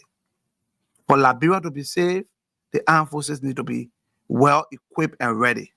Your armed forces, ask some of the generals might lie to you. Those senior officers might lie to you. When last they ever conducted drills? When last they ever went for exercise? When last your soldier went to the range to shoot? They can't even shoot now. They will miss their shot because they have not been practicing. The military skills are perishable skills. If you don't perfect these skills, they will leave you. A soldier that cannot aim his target, he's as useless as a civilian.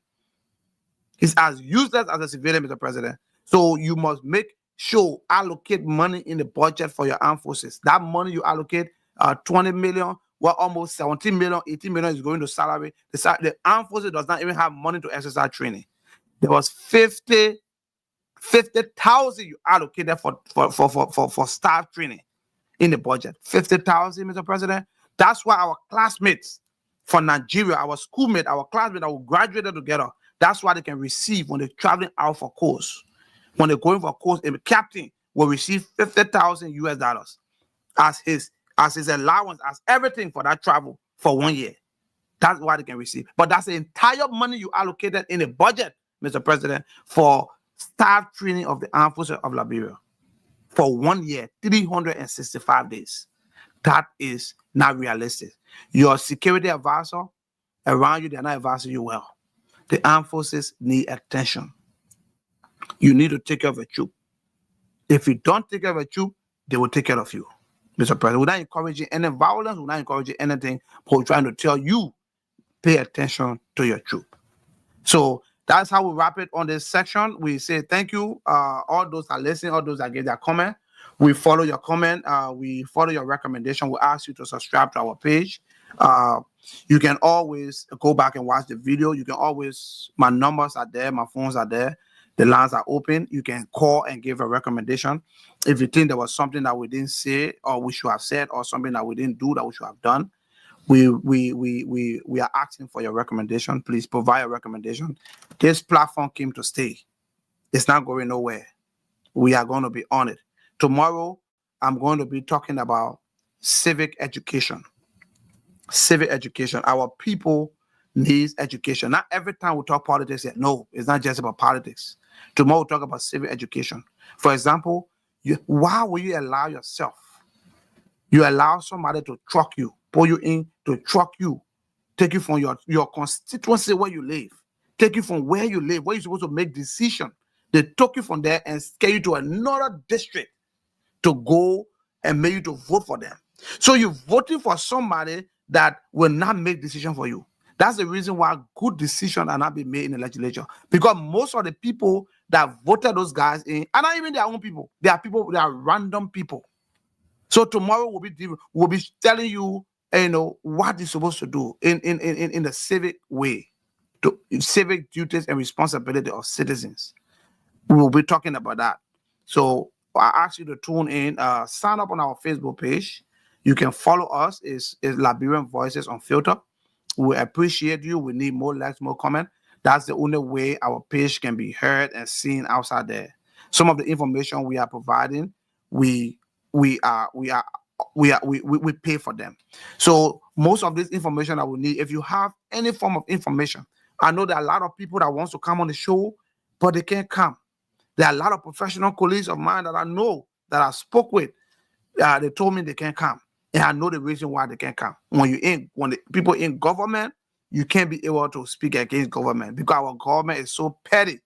They're so petty, they are going to go after you. Even if you speak your mind, freedom of speech is being thrown under the bus.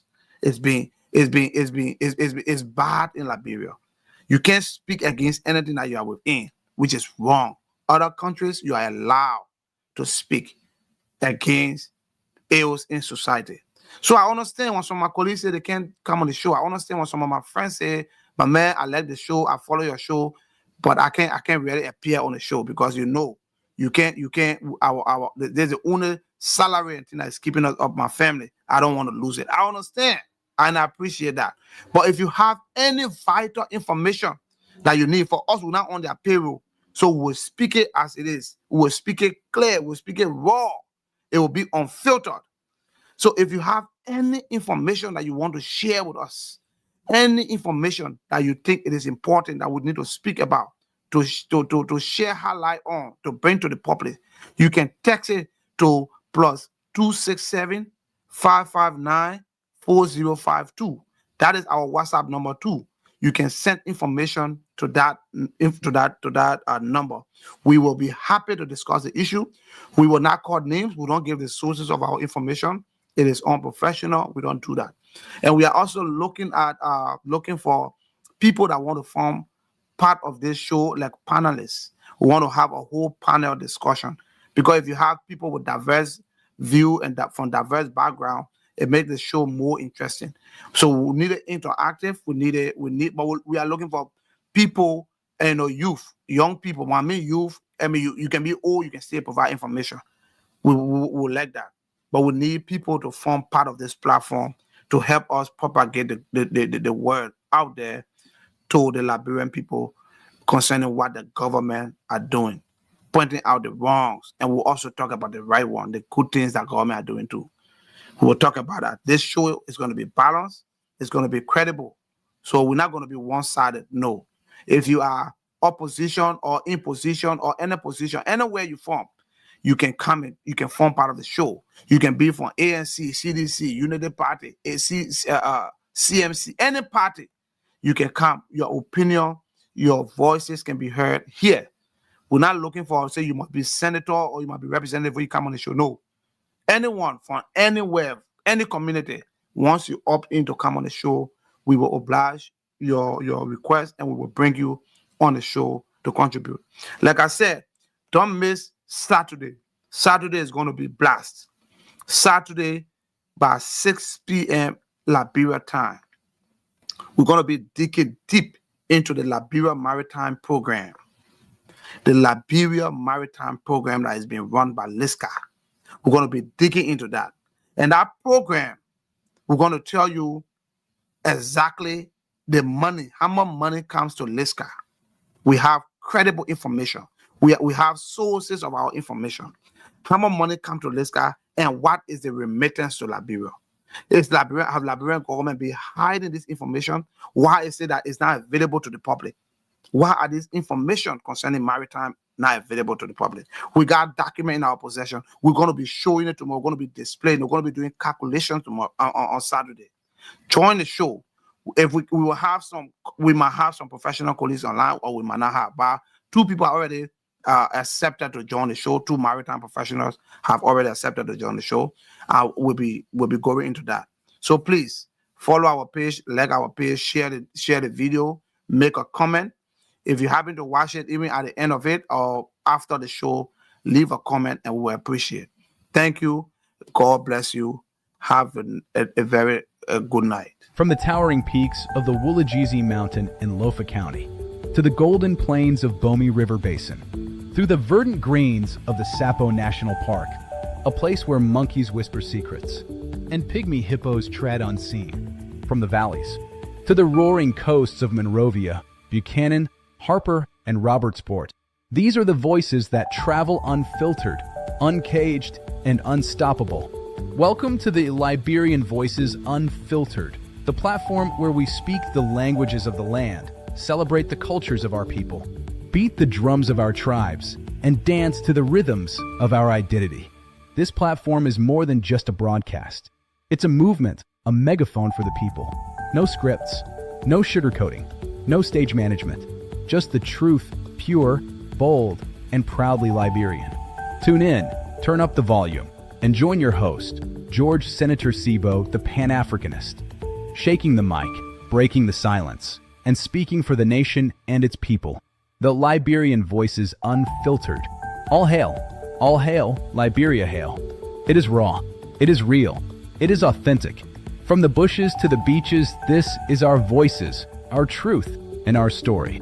It must be heard. Yeah, you're tuned into the heartbeat of Mama Liberia, where truth meets the people and every voice is heard. This is Liberian Voices Unfiltered. Oh, we're speaking truth tonight. Liberia, let your voices rise. From the streets of Monrovia to the hills of Nimba, we're bringing light where the truth's been hindered. Politics and power, let's break it down. We talk the real, no mask, no crown. Economy shaking, but we still stand tall. Business and trade, we can uplift all. From the youth to the elders, we all gotta say. Unfiltered voices paving the way. Liberian Voices Unfiltered. Yeah, we tell you how it is, no filter. Liberian Voices Unfiltered. The people's mic, the nation's mirror. From Bukana to Bong, from Lofa to Cape Town, we talk the truth that really counts. Liberian Voices Unfiltered. Yeah. All right, folks, thank you for tuning in, and God bless you. Have a nice night.